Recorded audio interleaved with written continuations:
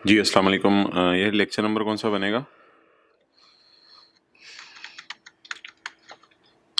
चलो वो बकर वहाँ से देख लेना लेक्चर नंबर कौन सा बन रहा है, ठीक है। कैफ 2। ओके, क्लियर है, ऑल शुरू करें। अच्छा जी, इनकम फ्रॉम बिजनेस में आ जाए भाई। अच्छा जी, कल हमारी बात चल रही थी कि ऐसा भी हो सकता है एक ही वक्त में आप एसेट भी बाय कर रहे हों और आप इनकम भी कमा रहे हों। बिल्कुल ऐसा हो सकता है, एक ही वक्त में आप एसेट भी बाय कर रहे हों और आप इनकम भी कमा रहे हों। जैसे कि मिसाल के तौर पे आपने एक मोबाइल की मार्केट में जाके कहा था कि मैं चाहता हूँ मोबाइल की मार्केट में जाके मोबाइल बेचूँ, सॉरी माजरत, मैं चाहता हूँ रिटर्न बना के दूँ मोबाइल बनाने वो मोबाइल की दुकान वालों को। तो आपने सोचा कि मैं उनको रिटर्न बना के दूँ। तो ऐसी सूरत के अंदर मोहतरम आप जो है वो क्या करेंगे, आम तौर पर जो रिटर्न बनाने की एंट्री होती है वो होती है cash debit service income credit. लेकिन आपने दुकान पे लैपटॉप पसंद कर लिया, यही फिगर थी मेरे ख्याल से तीनों क्लासों में। किसी और क्लास में कोई और फिगर हुई तो फिर वो एडजस्ट कर लीजिएगा अकॉर्डिंगली। मेरे ख्याल से तीनों क्लासों में मैंने यही फिगर यूज़ की थी कल। अच्छा, अब जी कल हमने ये पढ़ा था, ये देखते रहिएगा जरा। Where the acquisition of an asset, ये हम पेज 150 पे आपको बनवाया था। Where the acquisition of an asset is the derivation of an amount which is chargeable to tax. इस पे तो आप हुकूमत को टैक्स देंगे क्योंकि आपको पता है इनकम्स होती हैं taxable. Where the acquisition of an asset is the derivation of an amount which is chargeable to tax, the cost of laptop shall be sum of, laptop की कॉस्ट निकलेगी कैसे, सम ऑफ द चार्जेबल या taxable amount plus any cash paid. Okay, अच्छा यार, ये मैंने कल पहली क्लास में ऑनलाइन में जिसमें रिकॉर्डिंग हुई थी उसमें बात कर ली थी, दूसरी दो क्लासों में अगली बात रह गई थी, इसलिए ये ज़रा सुन लें। अच्छा, ये समझ लीजिए ये है मिस्टर FCA, यानी इसको CA किए हुए अरसा हो गया, इसका बड़ा तजर्बा है। हुकूमत ने कहा यार तू बड़ी रिटर्नें बनाता है, चल हमें अपनी इनकम पे टैक्स दे, चल हमें अपनी इनकम पे टैक्स दे। अच्छा यार, फर्ज करो यही काम, ऐसे ही for the sake of discussion, फर्ज करो यही काम नया नया फ्रेश क्वालिफाइड MBA करे। MBA ने क्या किया, MBA ने किसी को अपने टैक्स, MBA ने किसी को रिटर्न बना के दे दी। मिस्टर FCA नहीं, मिस्टर MBA, मिस्टर MBA ने किसी को रिटर्न बना के दे दी।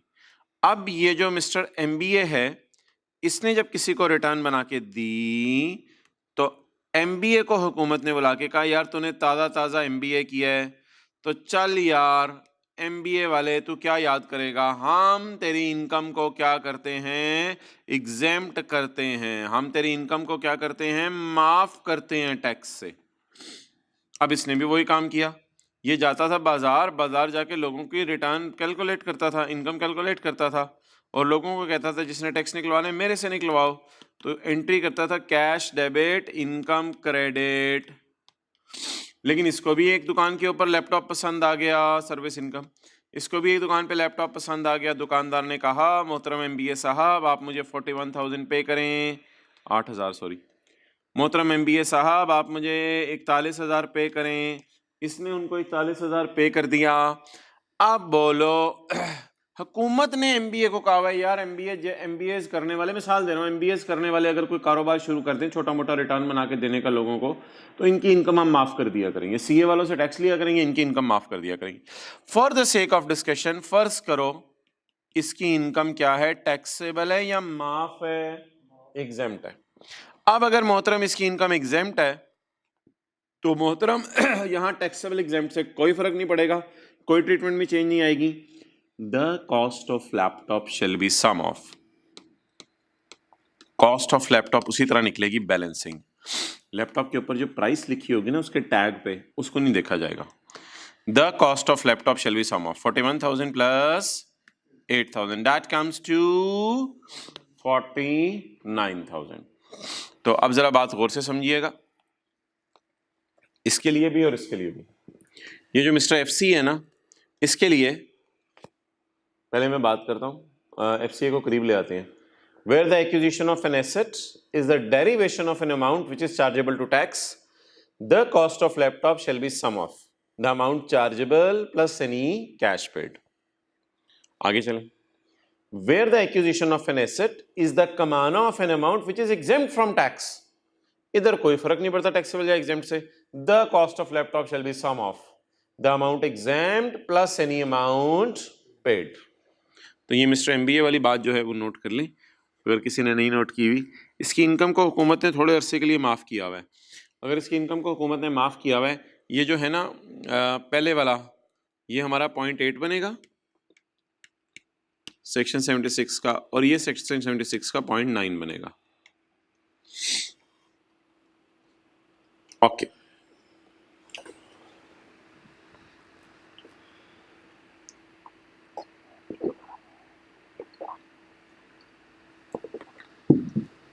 अच्छा जी, अब पढ़ लें ये 76 का 9. Where the acquisition of an asset, जहां आप एसेट खरीद रहे हो और साथ ही इनकम भी कमा रहे हो, लेकिन वो इनकम कौन सी? Exempt. The cost of asset shall be equal to exempt amount plus any amount paid for the asset. Okay मोहतरम, ये जो हमारा कॉन्सेप्ट है ना, इसको मैं फिलहाल पेंडिंग कर रहा हूँ. ये कॉन्सेप्ट है, आपने लीज पे लिया था एसेट, यानी किराया पे कर रहे थे, बीच में आपको ख्याल आया कि मैं इस एसेट को ख़रीद लूँ, तो इस कॉन्सेप्ट को मैं ज़रा आर्थिक तौर पे पेंडिंग कर रहा हूँ. अच्छा जी, कल वाला एक कॉन्सेप्ट मैंने आपको रिवाइज करवाना था, वो था 0.7. जहाँ कोई पार्ट ऑफ एसेट डिस्पोज करें तो the cost shall be a portion between part retained and part disposed of in accordance with the fair values at the date of purchase. वो जो कल एरोप्लेन वाली बात की थी, तो ऑनलाइन क्लास में तो एरोप्लेन मैंने बनाया था, लेकिन दूसरी क्लास में जाके जो है वो, बल्कि तीसरी क्लास में जाके मैंने एरोप्लेन गूगल से ढूंढ लिया था. तो एरोप्लेन आपको पता है गूगल से मिल जाते हैं. तो मोहतरम ये एक एरोप्लेन है, दिखने में क्या लग रहा है? एरोप्लेन. ये एरोप्लेन कल जो बातें हुई थी हमारी, ये एरोप्लेन आपने खरीदा 200 मिलियन का. ये एरोप्लेन आपने कितने का खरीदा? यार जब एरोप्लेन खरीदा होगा तो उसमें तो कुर्सियां भी शामिल होंगी. अब आप एक बाजार में गए, उस बाजार में आवाजें लग रही थी एरोप्लेन एरोप्लेन बगैर कुर्सियों के, एरोप्लेन बगैर कुर्सियों के. आपने उसकी फेयर वैल्यू पता की, ये तो आपने कुर्सियों वाला खरीदा है. फिर उसी बाजार में आप आगे गए तो आवाज लग रही थी एरोप्लेन की कुर्सियां, एरोप्लेन की कुर्सियां, एरोप्लेन की कुर्सियां. अब आपने उस बाजार से ना डेट ऑफ परचेज पे पता चलवाया कि एरोप्लेन कुर्सियों के बगैर कितने के और उसकी कुर्सियां कितने की हैं. तो कल हमने ये डिस्कशन की थी. क्या डिस्कशन की थी? कि एरोप्लेन खरीदा आपने 200 का, ये आपकी जेब से आउटफ्लो हुआ. अगर आप बकाया एरोप्लेन खरीदते हैं कुर्सियों के बगैर तो आपको बाजार से मिलता है 190 का, और कुर्सियां अलग से खरीदते हैं तो 20 मिलियन का मिलता है. तो 210 की दोनों चीजें अलग-अलग मिल रही हैं, लेकिन इकट्ठे खरीदने की वजह से दोनों 200 की हो गई हैं. जैसे कॉलेज वाले, मिसाल दे रहा हूं, मेरा ख्याल है करते नहीं है, ऑनलाइन भी है फिजिकल भी है, दोनों की फीस 20-20 हज़ार है. अब कॉलेज वाले कहें जो ऑनलाइन फिजिकल दोनों लेना चाहता है, एक ही बच्चे ने कहा मैंने तो दोनों लेने हैं, कभी ऑनलाइन दिल चाहता है कभी फिजिकल दिल चाहता है, तो कॉलेज वाले उसको कहें चलो यार तुम 40 ना दो, तुम 35 दे दो. तो अब दोनों चीजें अलग-अलग ये ले सकता था बाजार से, लेकिन इसने इकट्ठी ले ली, इसलिए पे कितना किया? 200 मिलियन.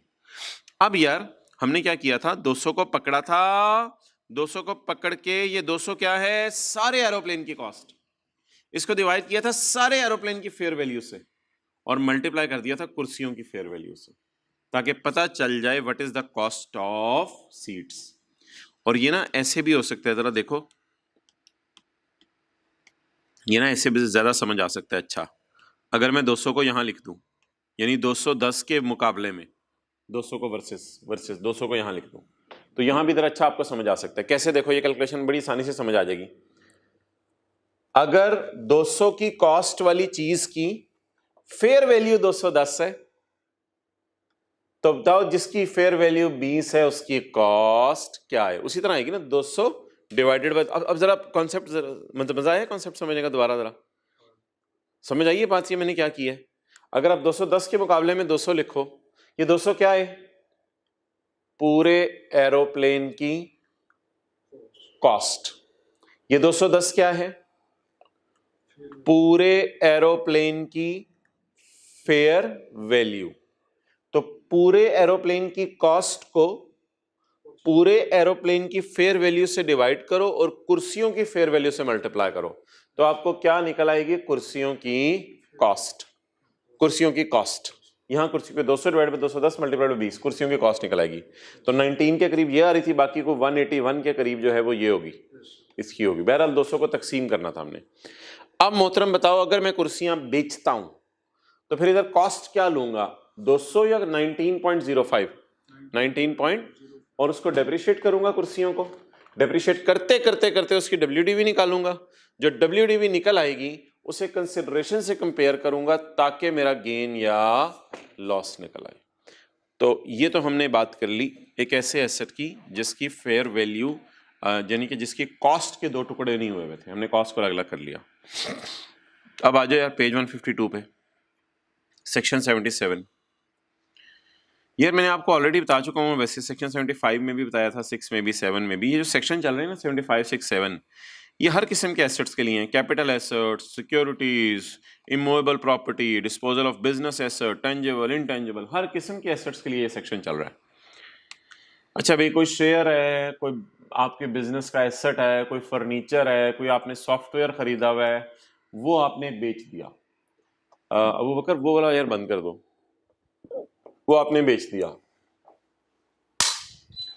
अब ये सॉफ्टवेयर वगैरह, प्लांट वगैरह, बिल्डिंग वगैरह कोई आपने बेची ना, तो जरा याद रखना एक बात कि रूल इसमें वही है जो इनकम प्रॉपर्टी के चैप्टर में पढ़ा था। इनकम प्रॉपर्टी में आप कोई चीज बेच नहीं रहे होते, किराए पे दे रहे होते हैं। तो इनकम प्रॉपर्टी के चैप्टर में पढ़ा था कि अगर घर किराए पे दिया आपने 10,000 रुपये में, लेकिन मार्केट में किराया 12,000 था, तो इनकम में ऐड होगा हायर, यानी 12,000।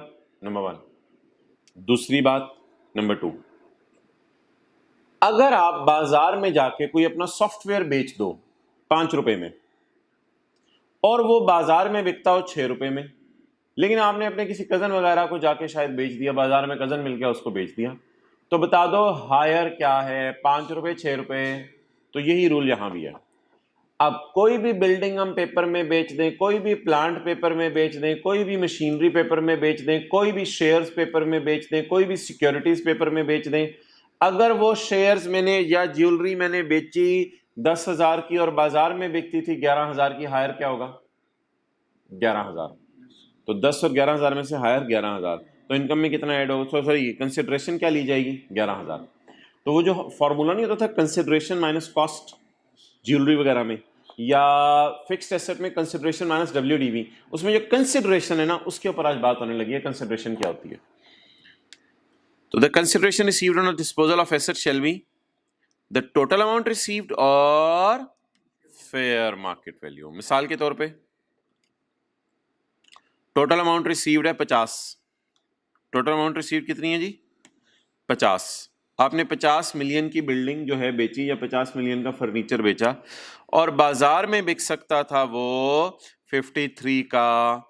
बोलो कंसिडरेशन क्या लेंगे? हायर। दोनों में से हायर कितनी? 53। The consideration received on disposal of assets shall be total amount received and the fair market value, whichever is higher. Next.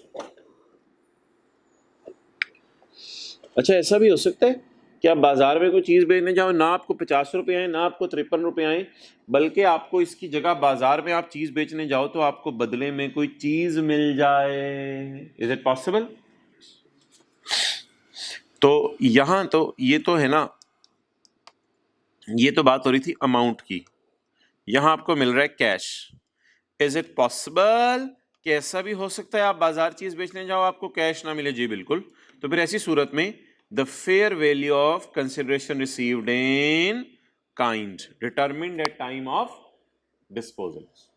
तो जो चीज आपको बदले में मिली उसकी fair value will be considered as your sale price.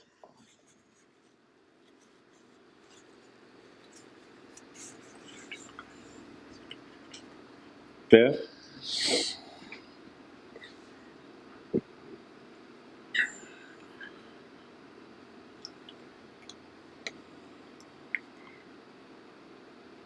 यार ये ना थोड़ी एक बात जरा समझनी है, ये इसने क्या लिखा हुआ है।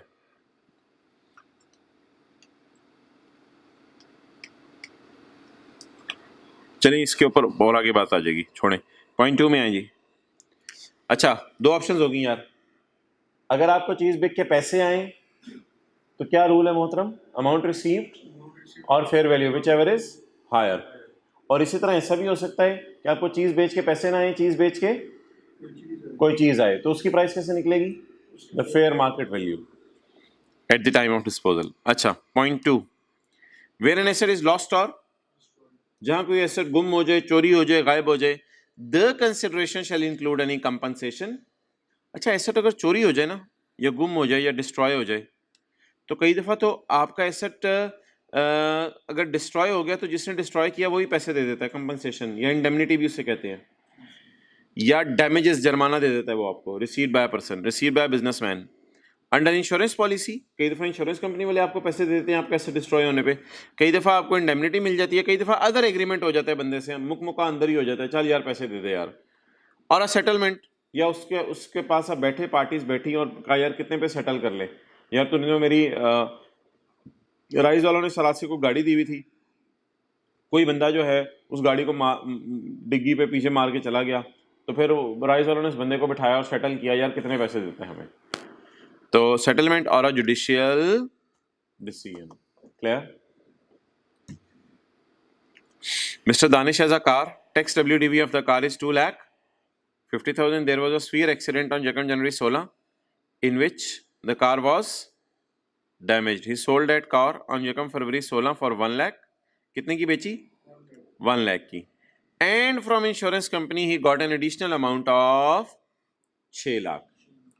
Tax depreciation rate for car is 15%.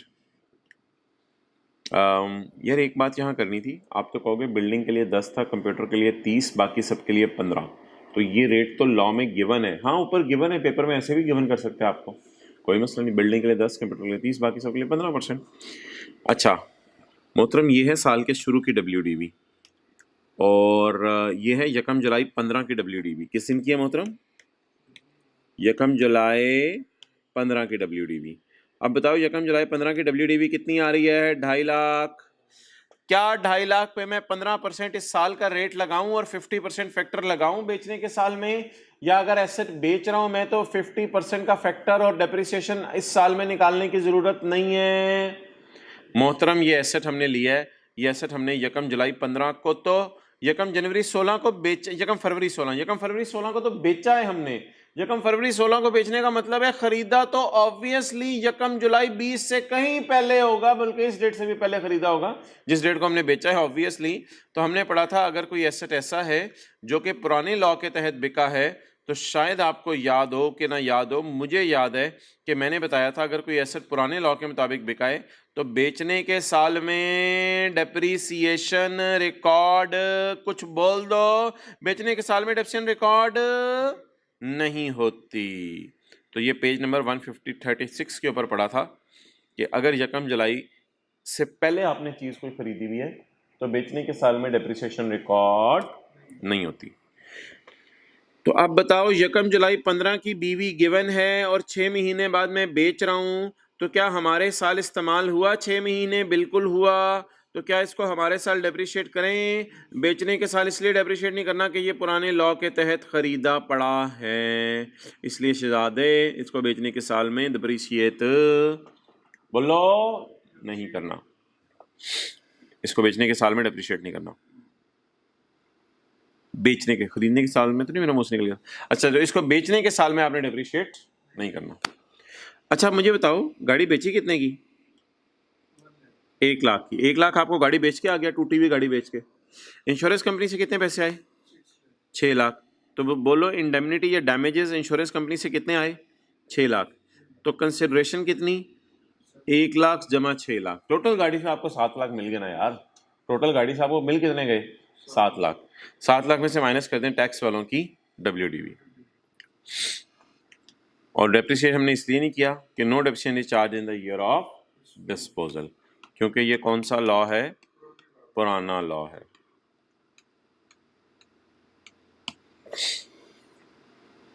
Okay यार, कोई आपके बिजनेस का एसेट है, कोई आपके बिजनेस का एसेट है, ये मिसाल के तौर पे कीबोर्ड है राइस वालों का, राइस वालों ने ये कीबोर्ड पकड़ा, बिजनेस एसेट पकड़ा और पकड़ के फेंक दिया यार हमें नहीं जरूरत, या पकड़ के राइस वालों ने, राइस के ओनर इसको घर लेके चले गए। Business asset is put to personal use, business asset is put to, business का एसेट था कहां लेके चले गए रे, घर लेके चले गए। अब बोलो जी इसकी कैसे निकलेगी सेल प्राइस। हम सेक्शन कौन सा पढ़े हैं आज, consideration received. If a business asset is put to personal use और एन एसेट इज डिस्कार्डेड और cease to be used in business, its consideration received shall be the fair value on the date the event, जिस दिन ये आपने dispose of किया उस दिन की फेयर वैल्यू ले ली जाएगी इसकी कंसिडरेशन रिसीव्ड। क्योंकि देखो ना, अगर आप इसको घर ले जाओगे तो भी आपको बेच के पैसे नहीं आए, और अगर आप इसको डिस्कार्ड कर दोगे, फेंक दोगे या इसका इस्तेमाल खत्म कर दोगे तो भी इसको बेच के पैसे नहीं आए। एज्यूम क्या किया जाएगा, कितने का बिका, फेयर मार्केट वैल्यू। अच्छा जी, अब आप ऐसा करें, बस ठीक है, अब हम एक न्यूमेरिकल करेंगे। पॉइंट 3 पे मैं ज़रा क्लोज कर रहा हूँ डिस्कशन। हम एक न्यूमेरिकल करेंगे कतील वाला।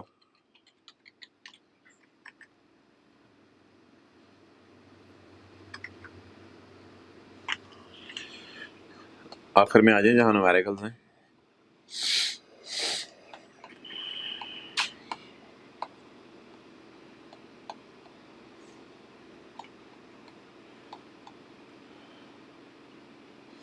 अच्छा यार, यहाँ पे खड़े होके ना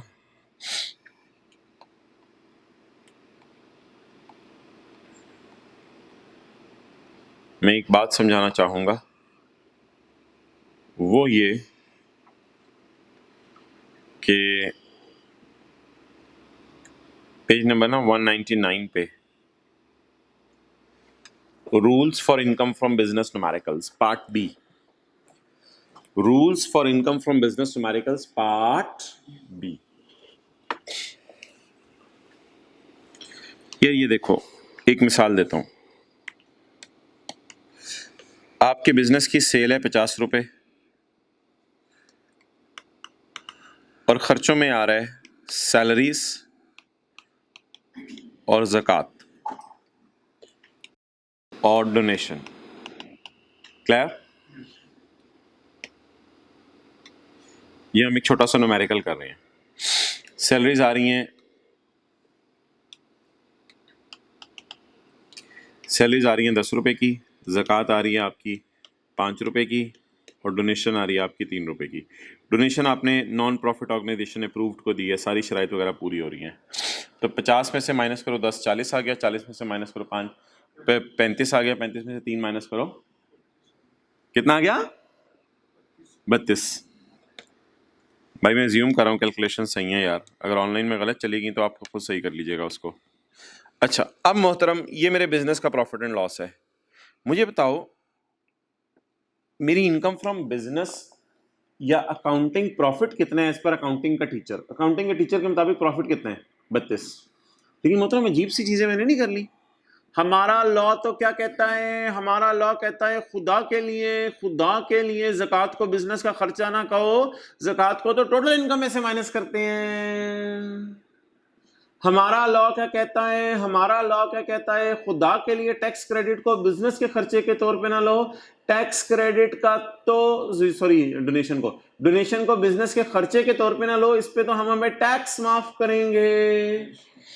अच्छा, अब अगर मैं ये रखूं क्वेश्चन, क्यू फॉर क्वेश्चन, और ये इसका बनाना शुरू करूं सोल्यूशन, तो अगर मैं इसका सोल्यूशन बनाऊं तो मुझे बताओ कि मैं सबसे पहले वर्किंग करके आऊंगा my income from business.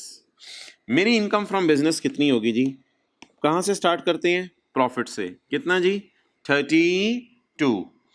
Profit तक पहुंचते पहुंचते क्या ज़कात माइनस हो चुकी? क्या ज़कात माइनस होने की ये जगह है या कोई और जगह है? पहली 2-3 क्लासें ली थी आपने सेशन के शुरू में, ज़कात माइनस करने की बिजनेस के खर्चे तो जगह नहीं है। तो ज़कात को क्या कर दूं मैं, ऐड, क्योंकि ज़कात बिजनेस का खर्चा नहीं है। प्रॉफिट तक पहुंचते पहुंचते क्या माइनस हो चुकी हैं, डोनेशंस। क्या डोनेशंस बिजनेस का खर्चा है, नहीं है। डोनेशंस कहां से बिजनेस का खर्चा है। प्रॉफिट तक पहुंचते पहुंचे क्या हो चुका है, माइनस। इसे भी क्या कर दें, ऐड 32 जमा 5 37 जमा 3 40। यार कैलकुलेटर पे भी चेक करते रहो जरा। ओके चलो ठीक है, फिलहाल सही है। ये 40 मेरी क्या आ गई, इनकम फ्रॉम बिजनेस। अब मैं न्यूमेरिकल के फेस पे आता हूँ। न्यूमेरिकल के फेस पे बताओ जी, मेरी इनकम फ्रॉम बिजनेस जो है वो कितनी आ रही है। इनकम फ्रॉम बिजनेस 40, मेरी टोटल इनकम 40, और तो कोई है नहीं, सैलरी नहीं है, कैपिटल गेन नहीं है। ये जगह सही है ज़कात माइनस करने की माय डियर, ये जगह सही है ज़कात माइनस करने की। ये 35 क्या आ गई मेरी, टैक्सेबल। अब मैं इस पे जाके टैक्स कैलकुलेट करूंगा, उस बहस में मैं अभी नहीं पढ़ा। अब मैं जाके इस पे टैक्स कैलकुलेट करूंगा। टैक्स कैलकुलेट करने के बाद टैक्स क्रेडिट दूंगा A over B into C, where A is the tax and B is the taxable income, and C आपको पता होगा C is lower of what, actual donation कितने रुपए की, 3 रुपए की, या 20% या 30% है, 30% ऑफ टैक्सेबल इनकम। याद आ रहा है थोड़ा सा। अच्छा ये एक छोटी सी चीज थी, छोटी सी हमारी डिस्कशन थी 5 मिनट की। क्या इस डिस्कशन ने आपका दिमाग खोल के नहीं रख दिया, कुछ समझ आई ये बात मैंने क्या की है, क्या इस डिस्कशन ने आपका दिमाग खोल के नहीं रख दिया। नहीं मजा आया, नहीं मजा आया, पहले ये बताओ। छोटी सी समझ भी आ गई, आसान बातें मैंने की, कोई मुश्किल बातें तो नहीं की। मैं नोट करने का टाइम अभी आपको देता हूं, लेकिन मेरे साथ जरा डिस्कशन में इन्वॉल्व होना। ये है क्वेश्चन, ये है वर्किंग जिसमें मैंने इनकम फ्रॉम बिजनेस निकाली है, ये न्यूमेरिकल का फेस है। अच्छा मेरा बिजनेस था, मैंने उसमें सेल की 50 रुपए की, एम्प्लॉयज को तनख्वाहें दी। अपनी ज़कात जो मैं निकालता हूँ, मैं बिजनेसमैन हूँ, इंडिविजुअल हूँ, मैंने को अपनी ज़कात देनी थी, मैंने बिजनेस के खर्चों में डाल दी।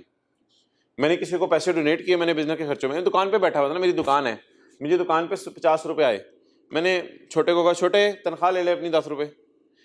कोई हकदार आया ज़कात का मांगने वाला ज़कात, मैंने उसे 5 रुपए ज़कात दे दी। कोई आया डोनेशन मांगने, मैंने नॉन प्रॉफिट इदारा, अप्रूव्ड नॉन प्रॉफिट इदारा, मैंने उसे 3 रुपए डोनेशन दे दी। मुझे प्रॉफिट कितना बचा, 32।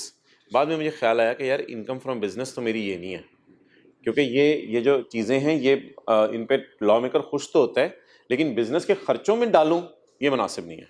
फिर मैंने क्या किया, मैंने अपना इनकम फ्रॉम बिजनेस निकाली। इनकम फ्रॉम बिजनेस में कैसे निकाली, मैंने कहा 32 का प्रॉफिट था, इस तक आते आते ये वाला खर्चा बिजनेस का तो नहीं है कम से कम, और ये भी खर्चा बिजनेस का नहीं है, लेकिन इस पे लॉ मेकर एक और बेनिफिट देता है, वो आपको पता है। अच्छा तो बिजनेस का खर्चा ना होने की वजह से 32 में मैंने 5 और 3 को क्या कर दिया, ये सेक्शन 21 में नहीं आ रहा नॉट अलाउड की लिस्ट में, लेकिन यार इतनी अकल तो मुझे भी है कि ज़कात बिजनेस का खर्चा नहीं है, इतनी अकल तो आपको भी है कि टैक्स क्रेडिट बिजनेस का खर्चा नहीं है।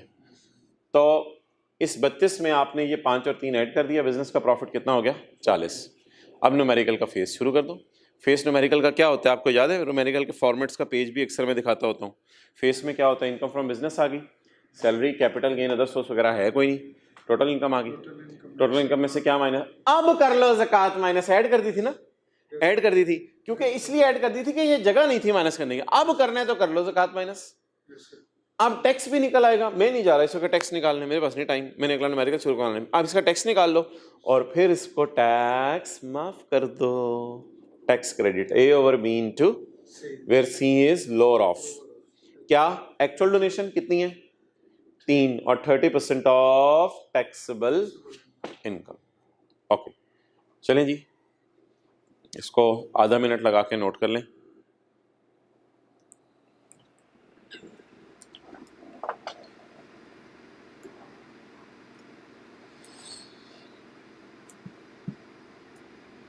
बड़ा आसान सा कॉन्सेप्ट है।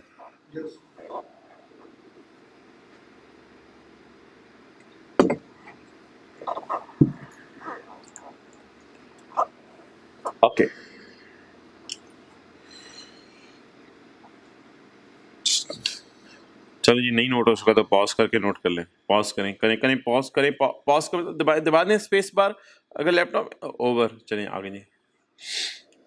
अच्छा यार, ये ना मैं पेज नंबर 199 पे हूँ, rules for income from business part B, assets wrongly included in expenses, amounts wrongly included in, ये देखो मैंने आपको बता दिया, कुछ अमाउंट्स होती हैं जो खर्चा नहीं होती लेकिन फिर भी खर्चों में हम डाल देते हैं, खर्चों में डाल देते हैं।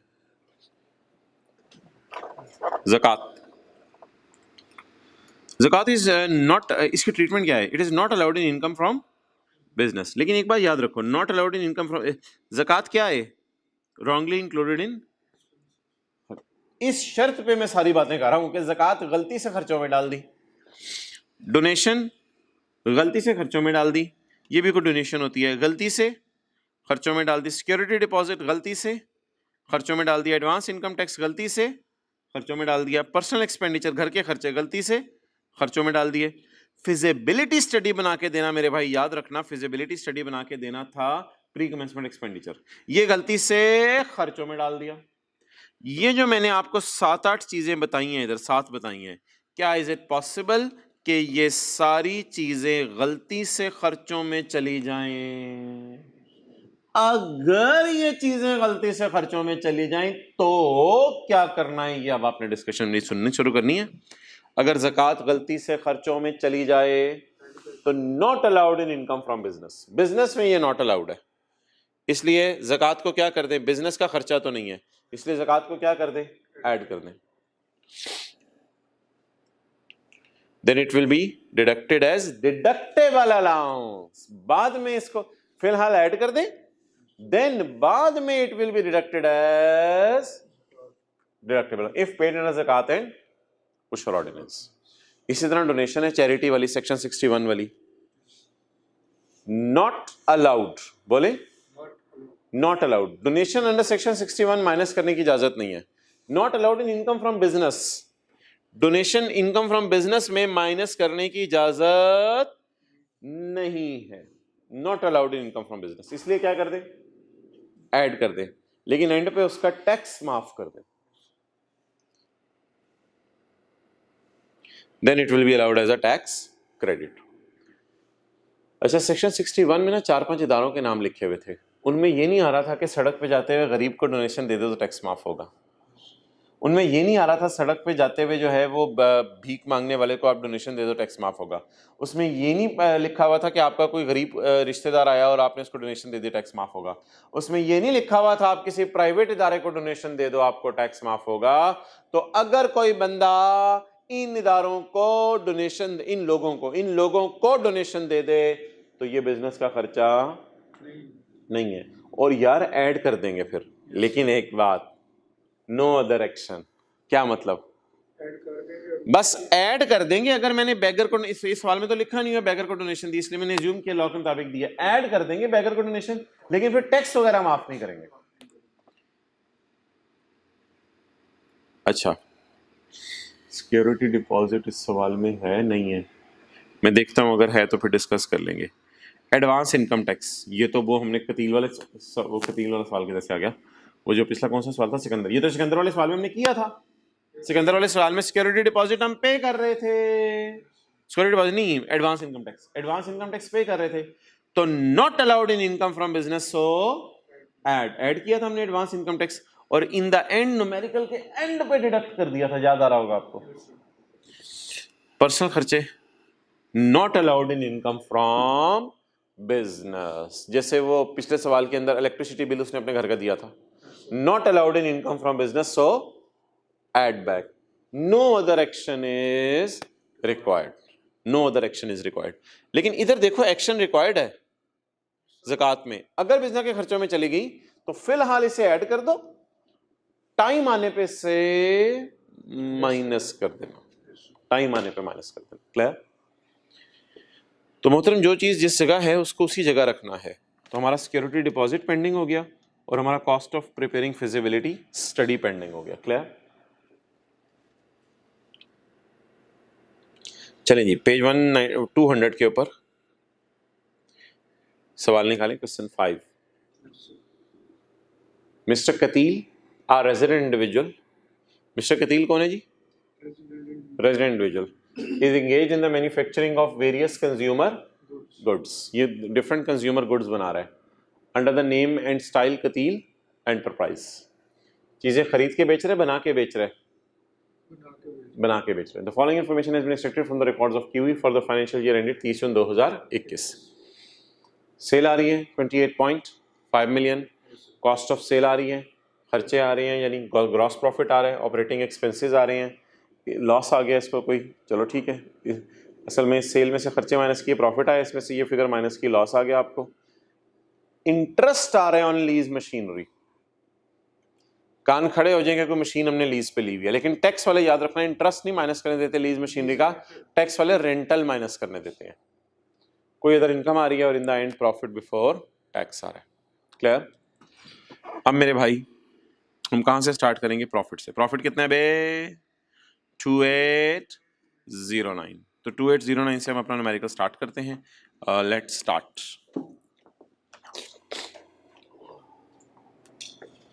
वर्किंग वन,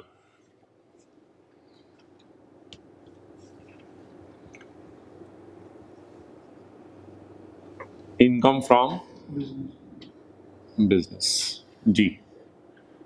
प्रॉफिट कितना आ रहा है हमारा? 2809 रुपीज इन थाउजेंड में कर लेते हैं भाई। ऑनलाइन वालों को फिगर गलत हो गई तो माजरत, अगर लिखने में खुद ही सही कर लीजिएगा, अकेला बंदा हो तो फिगर गलत हो ही सकती है, लेकिन इंशाल्लाह उम्मीद है कि सही नहीं होगी लिखते हुए। होश में रहना है। अबू बकर ज़रा तू भी नज़र मारता नहीं यार, अबू बकर नज़र मारता नहीं कि इधर 2809 है, इधर भी 2809 जा रहा हो, मारते रहोगे नज़र। अच्छा जी, प्रॉफिट कितना आ गया जी? 2809। चलें जी, अब हम अपनी डिस्कशन शुरू करते हैं कि इसके बिजनेस के कौन कौन से खर्चे हैं।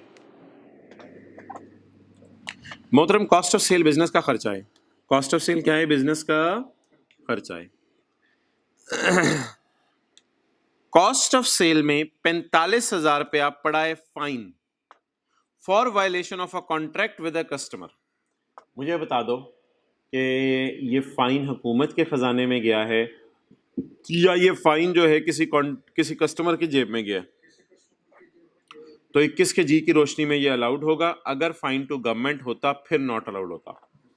तो कॉस्ट ऑफ सेल का पार्ट बन के ये खर्चा प्रॉफिट तक पहुंचते हुए माइनस हो चुके। हमने लॉ मेकर से पूछा, अबे लॉ मेकर ये खर्चा माइनस करने की इजाजत है? लॉ मेकर ने कहा हाँ हाँ हाँ माइनस करने की इजाजत है। हमने कहा हमने भी खर्चों में डाला हुआ है।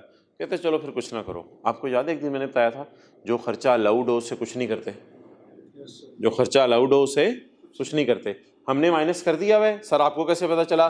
खर्चे इंक्लूड, टैक्स वाले क्या कह रहे हैं? गवर्नमेंट को तो पे नहीं किया इसलिए माइनस करने की।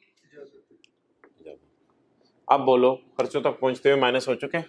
बिल्कुल सही, माइनस हो चुके हैं। ऐड फाइन टू कस्टमर, नहीं कुछ ऐड नहीं करना, यहां डैश लिख दें या जीरो लगा दें। और अगर ये फाइन किसको पे किया होता? गवर्नमेंट को, फिर नॉट अलाउड होता। चलें जी आगे। हाँ यार, एक खर्चा ना, वो माजरत मुझे ऊपर से याद आ गई बात। आपको पता है हम पहले ना न्यूमेरिकल के फेस पे देखते होते हैं, वो मेरी बात याद है? कुछ चीज़ें तो चेहरों से पता चल जाती हैं, तो कुछ चीज़ें चेहरों से पता चल जाती हैं। न्यूमेरिकल के ना चेहरे पे कोई ख़ास चीज़ नहीं पड़ी हुई सिवाय एक चीज़ के, वो पड़ा हुआ है इंटरेस्ट एक्सपेंस। मशीनरी लीज पे ली है, इसका इंटरेस्ट एक्सपेंस पड़ा हुआ है। तो एक बात याद रखना, अकाउंटिंग वाले क्या करते हैं? जब भी कोई एसेट लीज पे ले लो तो याद रखना अकाउंटिंग वाले क्या करते हैं। जब भी कोई एसेट लीज पे ले लें तो अकाउंटिंग वाले उसके ऊपर अकाउंटिंग डेप्रिसिएशन कैलकुलेट करते हैं, और अकाउंटिंग वाले अगर आप कोई एसेट लीज पे ले लें तो उस पर इंटरेस्ट रिकॉर्ड करते हैं। लेकिन टैक्स वाले कहते हैं ये दोनों खर्चे अगर आपने माइनस कर लिए इनको उल्टा दो, हम आपको क्या माइनस करने देंगे? किराया माइनस करने देंगे। याद आ रही है थोड़ी थोड़ी बात? ये बात हमने कहाँ पढ़ी थी कि लीज वाले एसेट पर पेज नंबर 195 पर हमने ये बात पढ़ी थी पॉइंट 3 में कि अगर एसेट लीज पे लिया हुआ है तो उल्टा देंगे अकाउंटिंग डेप्रिसिएशन और इंटरेस्ट को और डाल देंगे लीज रेंटल को। अब जी बताओ मोहतरम कितनी आ रही है मेरी अकाउंटिंग वालों की डेप्रिसिएशन? 2948। अच्छा 2498। इधर देखो यार, प्रॉफिट तक पहुंचते हुए क्या अकाउंटिंग वालों ने लीज वाले एसेट का इंटरेस्ट का खर्चा माइनस कर लिया है? जी। प्रॉफिट तक पहुंचते हुए कॉस्ट ऑफ सेल का पार्ट बन के अकाउंटिंग वालों ने अकाउंटिंग डेप्रिसिएशन लीज्ड और ओन्ड दोनों एसेट की माइनस कर ली हुई है। लीज्ड और ओन्ड कौन से होते हैं? लीज होते हैं जो किराए पे ली हुई, ओन्ड होते हैं जो हम ओन कर रहे हो, हमारे पास हो। ये डेप्रिसिएशन किस किस की है जरा बताओ? अकाउंटिंग डेप्रिसिएशन इंक्लूडिंग लीज वालों की। तो इसका मतलब है इसमें अकाउंटिंग ओन्ड वालों की भी है और लीज्ड वालों की भी है। क्लियर? तो इसमें दोनों डेप्रिसिएशंस पड़ी हुई हैं। लेकिन जो हमारा पिछला सवाल था ना, पिछला सवाल था हमारा, उसमें शायद आपको याद हो ये जो सिकंदर खान वाला था, अकाउंटिंग वालों की डेप्रिसिएशन अलग पड़ी हुई थी ओन्ड एसेट की और अकाउंटिंग वालों के डेप्रिसिएशन लीज्ड एसेट की अलग पड़ी हुई थी। लेकिन ये दोनों को ही उल्टाना होता है। मैंने स्काई ब्लू इसीलिए तो किए थे उस दिन, दोनों को उल्टाना होता है। तो आज अगर सवाल बता रहा है कि इन अकाउंटिंग डेप्रिसिएशन में लीज वालों की डेप्रिसिएशन भी पड़ी है तो बहुत अच्छी बात है, बहुत अच्छी बात है। क्लियर? अब हम क्या करें यार? अब हम ये करेंगे कि इसमें किस किस की डेप्रिसिएशन पड़ी है? Owned and leased. चाहे ओन्ड एसेट की डेप्रिसिएशन हो चाहे लीज एसेट की डेप्रिसिएशन हो, हमने क्या करनी है? इसको उल्टाना है। क्लियर? अब मुझे ये दो चीजें उल्टवा दो, इंटरेस्ट और अकाउंटिंग डेप्रिसिएशन।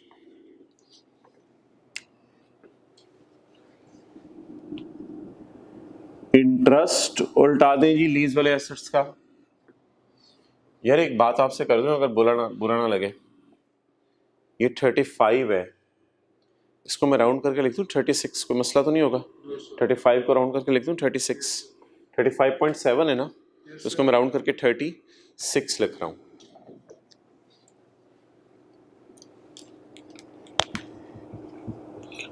अकाउंटिंग वालों की डेप्रिसिएशन मैं अपने समझने के लिए यहां लिख रहा हूं, ओन्ड एसेट्स की भी और लीज्ड एसेट्स की भी। कितनी जी? 2498। 2499 लिख लो बेशक, क्योंकि आगे 9 है तो राउंड होके करना है। सर इस तरह की राउंडिंग पेपर में हम भी करेंगे? नहीं, आपने जो राउंडिंग करनी है उसके लिए कोई अलग क्लास होगी।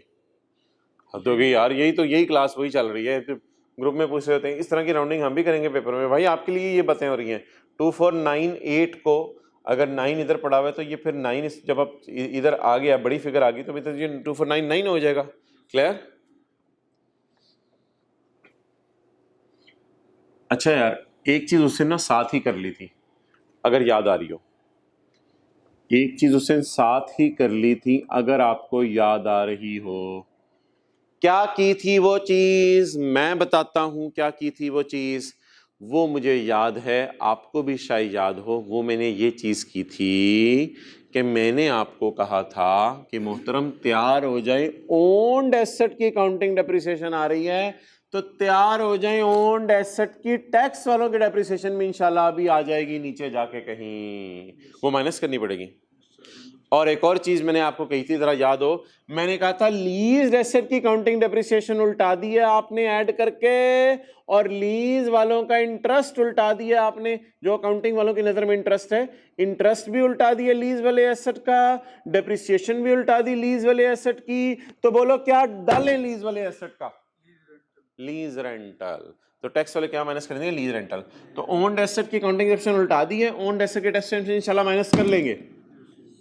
अच्छा मैं ना एक लाइन छोड़ रहा हूँ, शायद इनिशियल अनाउंस भी कोई हो, तो इसके साथ लीज रेंटल भी एक दो लाइनें और छोड़ दो बेशक, एक दो लाइनें बीच में छोड़ दो, इसके साथ जी लीज रेंटल भी लिख लें। हालांकि ये दोनों चीज़ें अलग है, लेकिन सवाल ने इकट्ठे करके दे दी, इसलिए हमारा कॉन्सेप्ट बिल्डिंग जरा सही हो जाए। तो बोलो जी, अकाउंटिंग वालों की डेप्रिसिएशन ओन्ड एसेट की क्या करनी होती है? ऐड। इसके बिल मुकाबिल क्या लेस करनी है? Tax depreciation. इंटरेस्ट और अकाउंटिंग डेप्रिसिएशन लीज एसेट की क्या करनी होती है, ऐड, इसकी बजाय लीज रेंटल माइनस। आ जाए जी आगे। यार ये कॉस्ट ऑफ सेल क्या होता है, कॉस्ट ऑफ सेल खर्चा होता है या इनकम होती है, खर्चा होता है। खर्चों में ये दो खर्चे पड़े हुए थे। अच्छा ये ऑपरेटिंग एक्सपेंसेस क्या है, ऑपरेटिंग एक्सपेंसेस ये भी खर्चा ही है ना 4.5 मिलियन का। इन खर्चों में 4.5 मिलियन में कुछ खर्चे पड़े हैं, क्लियर।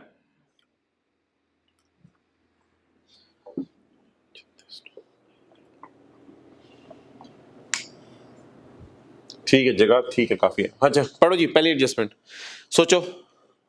यार ऑनलाइन वाले एक काम करें, और जो फिजिकल वाले भी यूट्यूब पे लेक्चर ले रहे हैं, जरा पॉज करके ना वीडियो, तो वो लोग इस सवाल को पूरा पढ़ लें और पढ़ के सोच लें कि इस एडजस्टमेंट की क्या ट्रीटमेंट करनी है, फिर इंशाल्लाह रिज्यूम करें।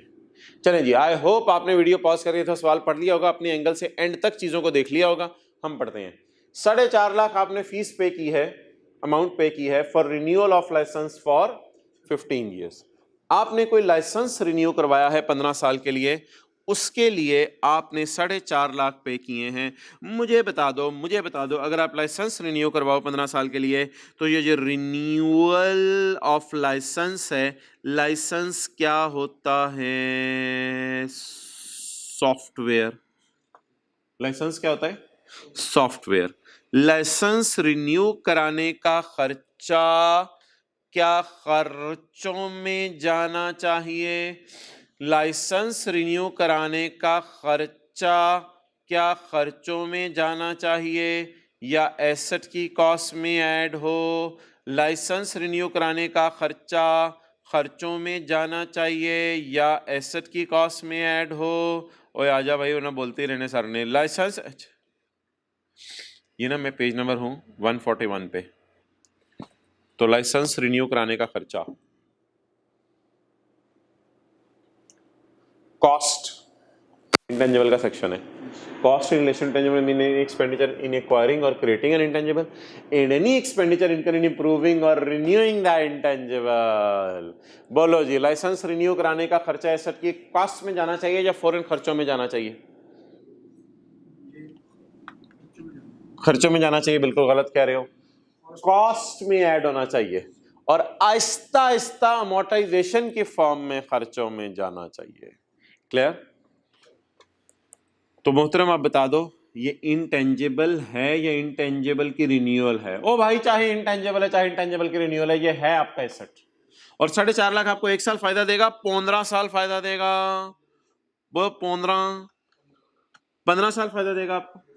अच्छा, अब ये एडजस्टमेंट पता है किस जैसी है, शहजादे ने ना गलती कर दी है बेचारे ने, खर्चों में पेमेंट डाल दी है लाइसेंस की। चाचू, खर्चों में पेमेंट नहीं जाती, खर्चों में तो मोटाइजेशन जाती है। ये वही गलती इसने की है जो पिछले सवाल के अंदर वो कर बैठा था। क्या गलती थी, जरा देखिएगा, डंके की चोट पे देखिएगा, घर बैठ के देखिएगा, जम के देखिएगा, देखते रहिएगा। एक गलती वो कर चुका है पेज 195 पे जो मैंने आपको पढ़ाई थी कि कभी कभी ओन्ड एसेट, लाइसेंस रिन्यू कराया है, इसको आप ओन करेंगे बिल्कुल, कभी कभी ओन्ड एसेट खर्चों में चला जाता है, तो पूरी कॉस्ट को उल्टा दें, उसकी जगह माइनस कर दें उसकी अमोर्टाइजेशन। ये तो लाइसेंस है ना, अमोर्टाइजेशन का लफ्ज़ यूज करेंगे। तो ये जो पार्ट ए वाले रूल्स थे ये वो हैं, और आपको याद होगा इस तरह की एडजस्टमेंट हमने की थी सवाल के अंदर, जो पेज नंबर 195 पे सवाल है।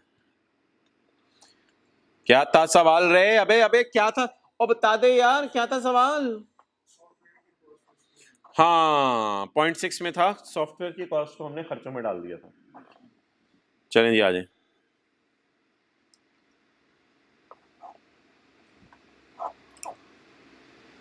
किधर चला गया,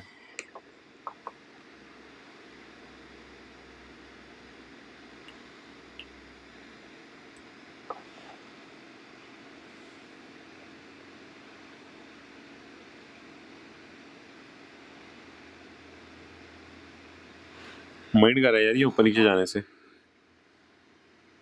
अच्छा पढ़ें जी। आप बता दो क्या खर्चों में लाइसेंस की पेमेंट पड़ी होनी चाहिए या खर्चों में लाइसेंस की अमोर्टाइजेशन पड़ी होनी चाहिए? खर्चों में पड़े होने की वजह से प्रॉफिट तक पहुंचते हुए पूरी पेमेंट माइनस हो चुकी है। इसे सही करने के लिए क्या कर दें? ऐड कर दें और इसकी जगह साथ ही अमोर्टाइजेशन में निकाल दूंगा 15 साल। अब मुझे नहीं पता कब इसने लाइसेंस रिन्यू कराया, पूरे साल की अमोर्टाइजेशन निकालूंगा। तो cost of licence renewal, profit तक आते आते पूरी कॉस्ट माइनस होनी चाहिए या अमोर्टाइजेशन माइनस होनी चाहिए? क्या माइनस होगी गलती से? मुझे कैसे पता चला सर? आपको कैसे पता चला कॉस्ट माइनस होगी? खर्चों में पेमेंट पड़ी और पे कॉस्ट होती है, पूरी कॉस्ट माइनस हो गई है। इसे क्या कर दें? ऐड। इसकी जगह टैक्स वालों की ये साथ ही निकालते जाए जी। कितनी? क्योंकि डाटा अवेलेबल है ना जी। कॉस्ट बोले कितनी है? 4,50,000। इसको डिवाइड करो 15 से और नंबर ऑफ डेज से मल्टीप्लाई करने की कोई जरूरत नहीं है। कितना आ गया?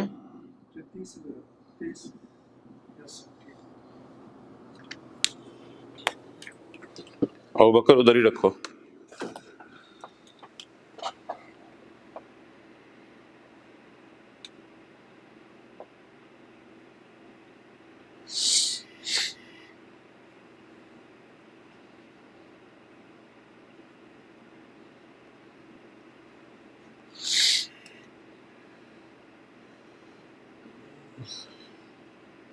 चलो भाई ले आओ। चलो जी अगली एडजस्टमेंट पढ़ो।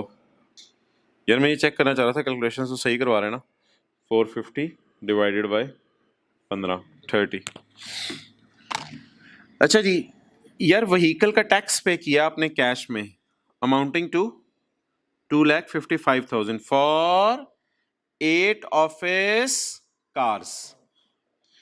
आपने व्हीकल टैक्स पे किया है कैश में 2,55,000 8 दफ्तर की गाड़ियों के लिए। तो दफ्तर की गाड़ियों के लिए आपने व्हीकल टैक्स पे किया है। मुझे बताओ आपने ये कैश में पे किया है व्हीकल टैक्स, ये 8 गाड़ियों के लिए पर कार है या ये टोटल टैक्स है? 2,55,000 टोटल टैक्स है क्योंकि ईच क्लास ने लिखा हुआ। ठीक है तो फॉर 8 ऑफिस कार्स का तो कोई इतना मतलब नहीं, इसको छोड़े। व्हीकल टैक्स आपने किस में पे कर दिया? कैश में। कितने में? 2,55,000। अब थोड़ी सी मुझे आपको मुझे आपकी टेंशन चाहिए यार। ये व्हीकल टैक्स है ना, ये व्हीकल टैक्स ना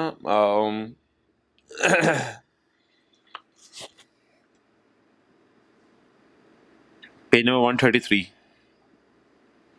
133 कहाँ से आ गया? 130 129 128 मादरत 127। अच्छा ये खर्चे माइनस करने की इजाजत नहीं है बिजनेस में। इसमें इनकम टैक्स हमने पढ़ा था माइनस करने की इजाजत नहीं, लेकिन यार बाकी टैक्सेस तो माइनस हो सकते हैं ना। Property tax, token tax, professional tax, environmental tax, तो व्हीकल टैक्स, ये बिजनेस का नॉर्मल खर्चा है। ये बिजनेस का नॉर्मल खर्चा है। तो व्हीकल टैक्स के खर्चा होने पे टैक्स वालों को कोई एतराज नहीं है। लेकिन मसला पता है क्या हुआ है? व्हीकल टैक्स आपने कैश में पे कर दिया। इधर आओ, point L page 129 point L page 130। Point L में लिखा हुआ है कि बिजली के bill, freight, travel, postage, payment of taxes paid to government, मैंने अपनी तरफ से लिखवाया था क्योंकि लॉ का कॉन्टेक्स्ट यहां ये है। Taxes paid to government can be paid in cash. तो बोलो जी, दो मैंने लॉ की प्रोविजंस आपके सामने रखी, इन दोनों के को सामने रखते हुए मुझे बताएं क्या लॉ मेकर के नजर में ये खर्चा जेन्युइन खर्चा है या जाली खर्चा है? 2 नंबर खर्चा है। अलाउड होना चाहिए, नॉट अलाउड होना चाहिए। टैक्स का नाम क्या है? व्हीकल टैक्स, इसलिए इनकम टैक्स नहीं है। तो ये खर्चा आपका जेन्युइन खर्चा है, नंबर 1। नंबर 2, क्या व्हीकल टैक्स कैश में पे हो सकता है? एल की रोशनी में पे हो सकता है मेरे भाई। क्या हो गया? एल पता है क्या कहता है? एल कहता है कि सारे खर्चे आप चेक से पे करो सिवाय बिजली के बिलों के, फ्रेट के, ट्रैवल फेयर के, पोस्टेज के और टैक्सेस टू गवर्नमेंट। इनको तो आप कैश में पे कर सकते हो, तो आप कैसे कह रहे हो एल की रोशनी में नहीं है? एल में ये एक्सेप्शंस है। याद आ रहा है? नहीं याद आ रहा? आ गया यार। बिजली के बिल भी कैश में पे हो सकते हैं, बिजली के बिल भी, ट्रैवल फेयर भी, पोस्टेज भी। तो ये टैक्सेस गवर्नमेंट को पे किए हैं, तो टैक्सेस जो गवर्नमेंट को पे किए हैं ये कैश में पे हो सकती हैं, कोई मसला नहीं है। तो प्रॉपर्टी टैक्स के लफ्ज पे भी हमें कोई एतराज नहीं है और कैश पेमेंट पे भी हमें कोई एतराज नहीं है। बताओ अब ये बिजनेस का जेन्युइन खर्चा है, नॉन जेन्युइन? जेन्युइन खर्चा है। तो बताओ ये इसके सामने क्या लिखूं? टैक्स वाले इसको माइनस करने देंगे या नॉट अलाउड में डालेंगे? माइनस करने देंगे। और हमने भी खर्चों में डाल लिया रे, खर्चों में शामिल है टैक्स। हमने ऐसा खर्चा खर्चों में डाला है जो टैक्स वाले कह रहे थे माइनस कर लो। अब क्या करें इससे? कुछ भी ना करें। आपको पता है अलाउड खर्चे इग्नोर करते हैं। कौन से खर्चे ऐड करते हैं? नॉट अलाउड वाले। तो ये तो नॉर्मल खर्चा है बिजनेस का, अलाउड है। व्हीकल टैक्स अलाउड, इसलिए इसको डैश चलेंगे, आगे चलेंगे। यार आपने 1,85,000 पे किया सिक्योरिटी डिपॉजिट के इलेक्ट्रिक को, कराची इलेक्ट्रिक होगा शायद, के इलेक्ट्रिक कराची का सवाल होगा कोई, for replacement of transformer at the factory. जी सिक्योरिटी डिपॉजिट, आपने कोई ट्रांसफार्मर अपना चेंज करवाया। ये सिक्योरिटी क्या होती है यार? सिक्योरिटीज आमतौर पे बताओ क्या होती हैं? रिफंडेबल होती हैं, नॉन रिफंडेबल होती हैं? आमतौर पे रिफंडेबल होती हैं, यानी सिक्योरिटी वापस हो जाती है। तो सिक्योरिटी आप किसी को जमा करवाते हो तो वो सिक्योरिटीज आमतौर पे वापस हो जाती हैं। जैसे वापडा को मैंने सिक्योरिटी जमा करवाई, तो अगर मैं मीटर कैंसिल करवाऊंगा तो वापडा मुझे वो सिक्योरिटी वापस कर देगा। सिक्योरिटीज आमतौर पे रिफंडेबल होती हैं। तो इसको किसी और कॉन्टेक्स्ट में किसी और तरह नहीं सोचने आपने बैठ जाना। सिक्योरिटीज याद रखना अकाउंटिंग के टीचर्स आपको बताएंगे। मेरा नहीं ख्याल वैसे अकाउंटिंग में भी टीचर्स बताते हैं, क्योंकि अकाउंटिंग के सवालों में ये लफ्ज़ आता ही नहीं। सिक्योरिटीज अकाउंटिंग के टीचर कहते हैं एसेट है, एसेट को खर्चों में नहीं डाला जा सकता, एसेट को खर्चों में नहीं डाला जा सकता। ये मैं आपको पिछले पेज पे बता रहा था 199 पे, security deposit it is not allowed in income from business. ये बिजनेस का खर्चा नहीं है, पेज 199। सो अगर माइनस हो गया वह प्रॉफिट तक पहुंचते पहुंचते पहुंचते पहुंचते, ये बात याद रखना, ये मेन लाइन सफे पे लिखी हुई है, अगर ये लाइन पढ़ोगे तो ये बातें समझ आएंगी। अगर खुदा ना खासा सिक्योरिटी डिपॉजिट बिजनेस के खर्चों में चला गया, इसे क्या कर देना चाहिए? ऐड बैक कर देना चाहिए। सिक्योरिटी डिपॉजिट ना, note security deposit may be for lease, may be for electricity connection. Security deposit कभी भी आप जमा करा दो ना, ये आपको वापस मिल जाना होता है। सवाल में लिखा हो या ना लिखा हो, आप ये एज्यूम करेंगे ये आपको वापस मिल जाना होता है। तो सिक्योरिटी डिपॉजिट अगर कोई खर्चा वापस मिल जाने तो वो खर्चा है या वो एसेट है? एसेट है। तो मोहतरम सिक्योरिटी डिपॉजिट बिजनेस का खर्चा नहीं है, क्योंकि रीज़न लिख रहे हैं यहाँ ये वापस मिल जाना होता है। तो बिजनेस के खर्चों में डाल दिया अकाउंटेंट ने। जी सर ये लाइन तो हमने पहले ही पढ़ ली है, ये सारे खर्चे इंक्लूड हैं, ये सारे खर्चे खर्चों में पड़े हुए हैं। तो खर्चे खर्चों में पड़े हुए हैं, लेकिन ये खर्चा लॉ मेकर की नज़र में खर्चा नहीं है। टैक्स लगेंगे ये तो एसेट है आपके, ये तो आपको वापस मिल जाते हैं पैसे। तो सिक्योरिटी डिपॉजिट को भी किस में डाल दें? नॉट अलाउड में। कितना जी? 185। उधर रखो।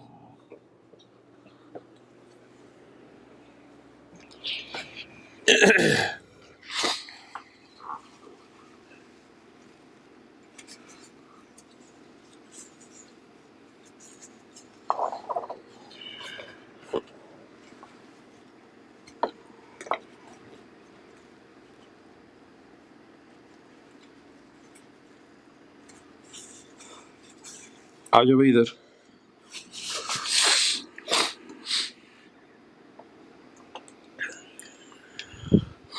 ₹3 लाख कलेक्ट हुआ है, by KE as advance tax through normal electricity bills. यार ये ना, ये एडवांस टैक्स ना एडवांस इनकम टैक्स होता है, लिख लो advance income tax. 3 lakh collect हुआ एडवांस इनकम टैक्स बिजली के बिलों के साथ। इसका जरा आप अपने कॉन्सेप्ट समझने के, बिजली के बिलों के साथ एडवांस इनकम टैक्स जमा हुआ है, व्हाट डज इट मीन?